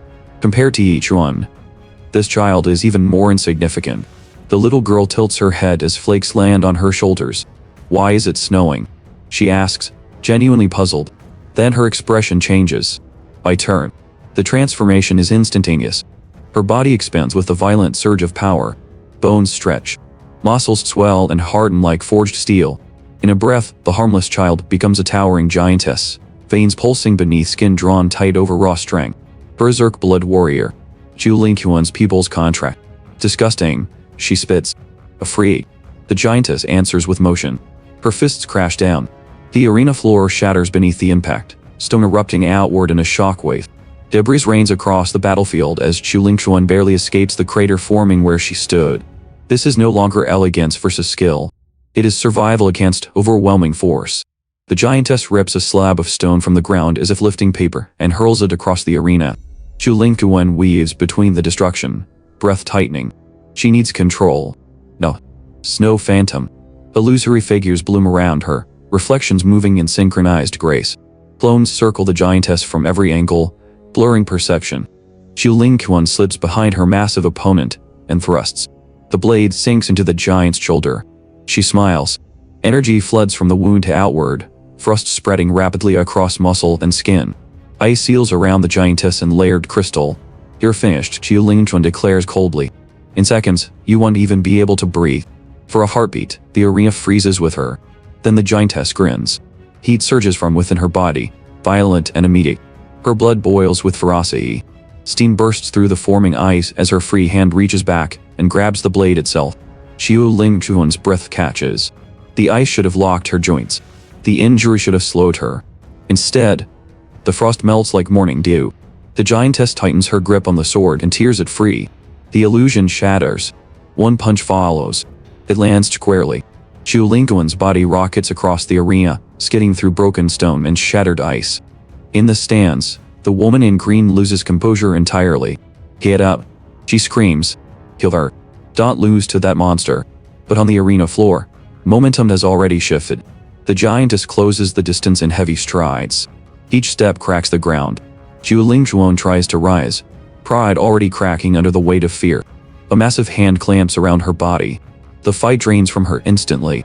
Her earlier disdain dissolves. Terror replaces it. She struggles, gasping, voice breaking as she apologizes, as she begs for someone to stop this. Her blade clatters uselessly to the ground. Desperate, she turns her head toward the sidelines. Her eyes find Ye Chuan. She calls his name. Not in defiance. In glee. Chuan watches without emotion. The snow has long since melted. The arena smells of dust and heat. He slowly brings his hands together in a single, measured clap. His gaze is steady. Controlled. Nice hit. The verdict falls heavier than any punch. Xu Lingquan is on her knees. The snow she summoned has melted into dirty water beneath her palms. Her breath comes in ragged pulls. Across from her, Wanner stands in full berserk state, hair spiked, muscles swollen, eyes burning crimson. There is no pause. Wanner steps in. A fist like a falling meteor crashes into Xu Lingquan's face. The impact ripples through the arena floor. Stone fractures. Shockwaves roll outward. Xu Lingquan's vision bursts white. Laughter follows. High, unrestrained, almost feral. Wanner draws back another punch, one that looks capable of flattening half the platform. This is no longer a duel. It is execution. And then, it stops. Her body shrinks. Muscle collapses inward. The wild hair deflates. The red glow fades from her eyes. In the space of a breath, the towering berserker becomes a small girl again, blinking in confusion. Cool down. The duration has ended mid-combination. Xu Lingquan feels it immediately. Opportunity. Rage floods her limbs. Humiliation burns hotter than frost ever could. She rises with a scream, energy condensing around her blade as she prepares to erase the insult from existence. Wire looks at the charging Ice Queen, then raises her hand. Referee. I concede. She turns and walks off the stage without another glance. Xu Lingquan's ultimate technique hangs suspended in unfinished motion, energy dissipating uselessly into empty air. The referee clears his throat. Xu Lingquan wins. The words land wrong. Xu Lingquan stands there shaking, shouting at Wanner to come back, to finish it properly. The crowd murmurs. The victory feels hollow. Wanner sticks out her tongue as she leaves, utterly unconcerned. Her teacher gives her a satisfied thumbs up. Tactical retreat. Up in the stands, the woman in green robes studies the arena thoughtfully. She lost, she says, but she pushed Lin Junhai's top student to the brink. Her gaze shifts. Being more concerned about the pig butcher. The white-haired director stiffens. He knows exactly who she means. Below, Xu Lingquan wipes blood from her lip and scans the audience. Her eyes land on Ye Chuan. He sits calmly, posture relaxed, as if watching a performance rather than a war. Resentment sharpens. She fights monsters. He breezes through nobodies. No more restraint, she decides. The montage continues. Arena 3. Liu Chen of Yankai High raises a colossal spirit sword that manifests like a descending pillar of light. It crashes down, crushing his opponent into the tiles. He retracts the massive blade with effortless composure. Mercy, he says lightly. Applause follows. The director's expression grows heavier. Competition this year is not weak. Elsewhere, Kihiananan steps into her match. Her opponent hesitates before striking. Then he looks beyond her. At the row of black-suited men standing silently behind the barriers. Some lasses hiding their eyes. Expressions unrebel. He swallows. Cut it. Nanan flashes a peace sign, either unaware or entirely aware of the pressure she carries with her. As she steps off the platform, her eyes brighten. Chuan. She rushes toward him, grabbing his arm with unrestrained enthusiasm. Sparks of energy crackle faintly from her movement. "You liar," she says. "You disappeared." He answers evenly. "Your family didn't allow visitors." She blushes, half believing, half simply pleased to see him. Perhaps Uncle Tao interfered again. From across the arena, Chu Lingkun watches. Teeth grind. Of all days. Her next opponent stabs forward. Wenyan Moke. Advanced elemental mage. Dark energy condenses in his palms as he smirks arrogantly.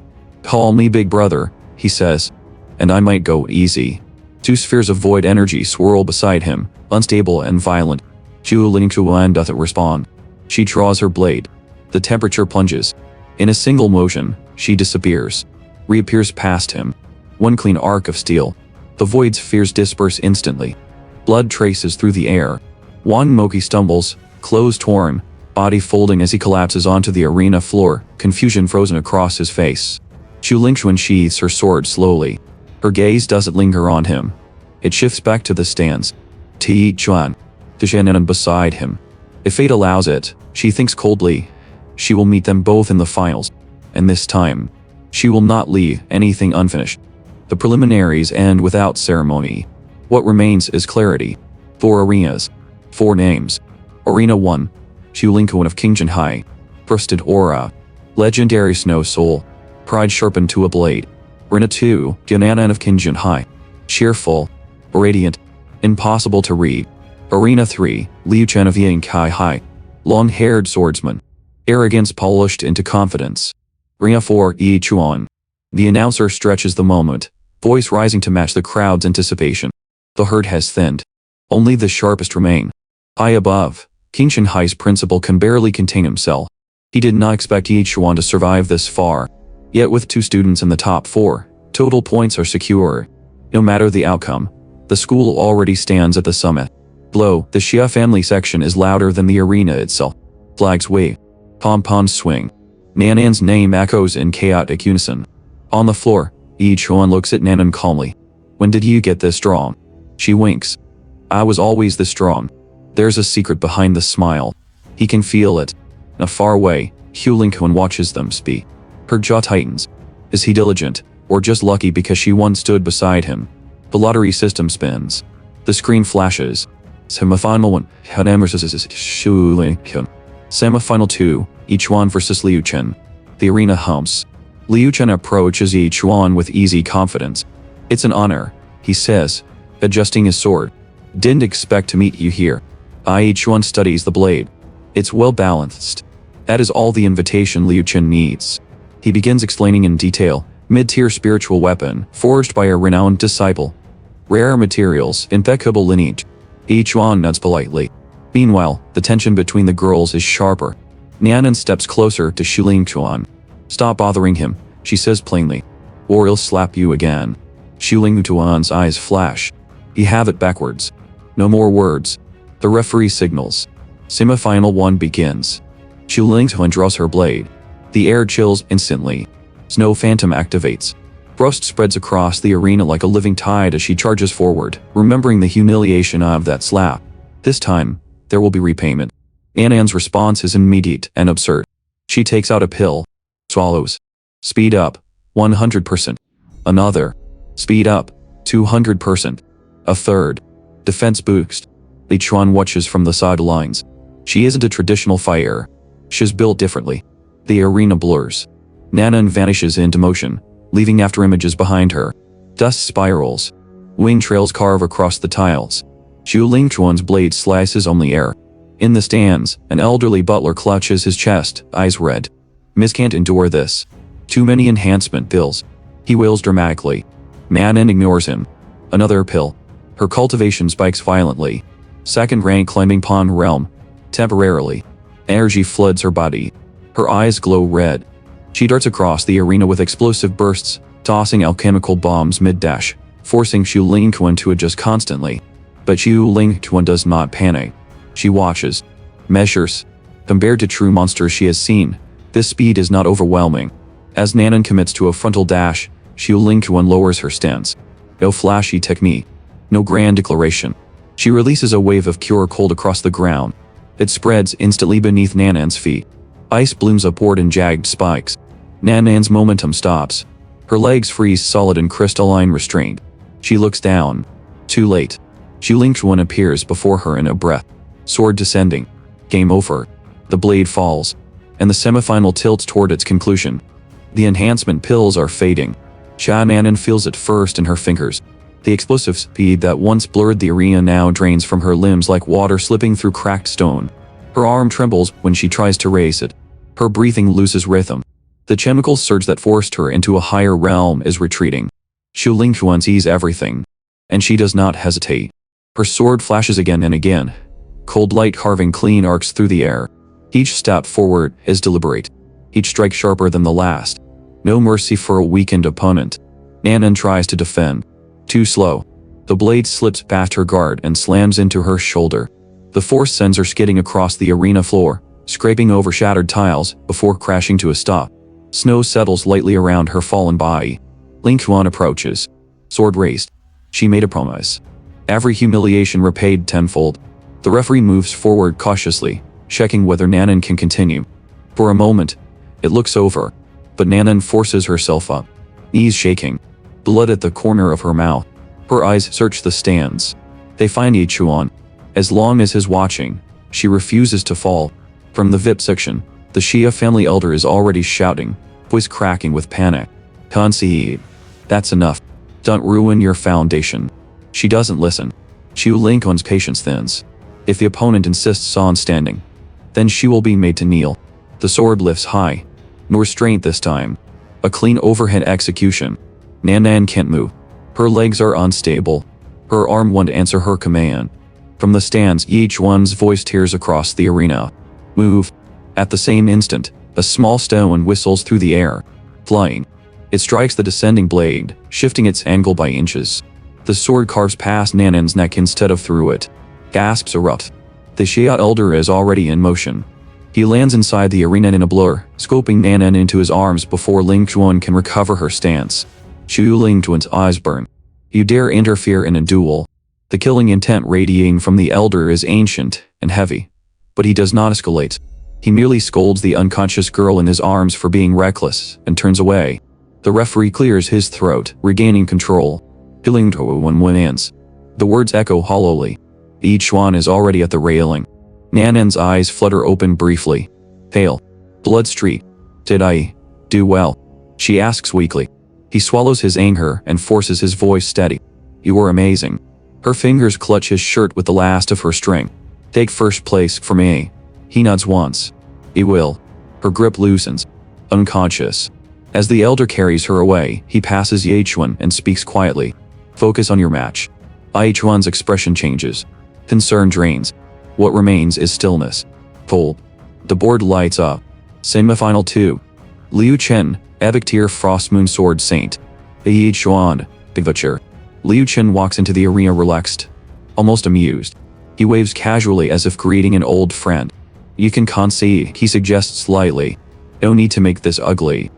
Chuan steps forward. Dead eyes. He'll take this seriously. He draws Dragon Slayer. Then he begins slashing at empty air. 1, 2, 3.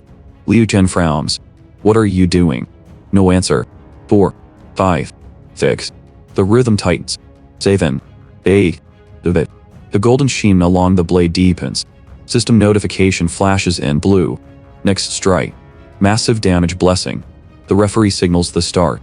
Liu Chen sighs theatrically and activates his art. The sword in his hand swells with purple energy. A colossal pillar erupts upward, dozens of meters high, humming with condensed spiritual force. The arena trembles under its pressure. Gasps ripple through the crowd. An elder in the stand shouts that Chuan will be crushed if he tries to block that head-on. Even Xiu Lingquan watches, a faint smirk on her lips. Did he? The energy blade descends like a collapsing tower. Chuan does not step back. He roars. Dragon Slayer rises. Falling star. Steel meets epic tier energy. For a heartbeat, everything freezes. Then the interface detonates in his vision. Critical hit times 17. Golden light tears through purple force. The butcher's blade bites upward. and the sky above the arena splits. The collision does not end in tragedy. It ends in humiliation. When the golden arc of falling star splits Liu Chen's towering blade, the epic tier energy collapses like brittle glass. The arena trembles under the recoil. When the dust settles, Liu Chen is still alive, but his sword is not. He drops to his hands and knees, staring at the shattered fragments scattered across the floor. For a heartbeat he says nothing. Then he begins to wail. "My sword," he cries, voice cracking. "That was a mid-tier spirit weapon. Do you know how much it cost?" Tears streaked down his face as he clutches the broken hilt. The arrogance drains out of him completely. "I surrender. I surrender. Just stop." The referee blinks, then raises his hand. Chuan wins. The crowd is confused. The outcome feels abrupt, anticlimactic. But Liu Chen knows the truth. If that strike had landed on his body instead of the blade, there would be nothing left to identify. He shivers on the arena floor, suddenly grateful to be humiliated instead of erased. Up in the stands, Xiu Lingquan stares in disbelief. Her first instinct is not acceptance. It is denial. He must have cheated. He must have bribed Liu Chen. There's no way a pig butcher shattered an epic tier sword cleanly. The narrative bends to protect her pride. Meanwhile, Pingqing Academy's principal explodes from his seat. "Top 2. Both from our school." He throws his arms up before realizing he is drawing attention. He coughs and adjusts his robe, attempting to regain dignity. He's as expected. All according to plan. In the VIT box, Hinkai Academy's representative looks ill. His elite swordsman just lost to a butcher. The woman seated beside him, elegant, amused, smiles faintly. "Cheap tricks," she repeats when he tries to rationalize it. "Perhaps. But the boy is interesting." Back on the arena floor, the announcer lifts her microphone, eyes sparkling. "Ladies and gentlemen, the finals. Pingqing Academy's top seed, Xiu Lingquan, versus the dark horse, Chuan. An internal civil war for the championship." Before the referee can call the start, the announcer slides between them, microphone raised mischievously. "There are rumors," she says sweetly, "that you two are childhood sweethearts. Care to comment?" The stadium erupts. Whispers spread like wildfire. Swan and Toad, goddess and obsessive admirer. Somewhere in the stands, a random girl fumes loudly about women's safety and stalkers, projecting an entire drama onto the scene. Xiu Lingquan lifts the microphone. Her voice carries cleanly across the arena. "Big Chuan. We'll say this again. We will never be together." Cheers explode. Chuan closes his eyes briefly, as if suppressing a headache. "Can we start?" he asks the referee. Lingquan is not finished. She points at him. "Your antics won't get my attention. They only make me hate you more. Give up." The crowd roars approval. "At least you trying." Someone shouts mockingly. Chuan cracks his neck once. The referee finally signals. "Begin." Chuan walks forward. Boom. Lingquan stands her ground, still speaking. "I know you use tricks to get here," she says. "But against me, you're finished." She doesn't see it. The shift. Chuan's patience runs out. He vanishes. Shadow step. A blur crosses the arena. Before Lingquan's brain finishes processing his movement, he is already in front of her. His hand swings. Crack. The sound is sharp and violent. Her body lifts from the ground and tumbles across the arena floor, rolling through shattered stone. The stadium goes silent. Utterly. Xiu Lingquan pushes herself up slowly. Blood stains the corner of her lips. A vivid red handprint burns across her cheek. "You dared to slap me." She trembles. Chuan shakes his hand lightly. "Hugh," he exhales. "Feel better now." Gasps ripple through the stands. The simp just backhanded the goddess. But Lingquan's mind twists it into something else. "You're acting out of heartbreak," she says coldly. Love turned into hatred. Chuan stares at her, then face palms. "Are you mentally ill?" She ignores the question entirely. "You've improved," she admits. "So we'll use my trump card." Her eyes glow with gathering frost. She raises her blade. Sword cried, Frost Dragon. Cold energy spirals upward, gathering into the shape of a phantom dragon that rises behind her, its massive form coiling through the air with crystalline fury. Frost spreads across the arena floor as the temperature plummets in an instant. And just like that, the real final begins. If you're enjoying the intensity, make sure to drop a like on the video. It helps Mythic Manhwa Recaps create even more juicy content for you. So don't forget to activate that cheeky little bell.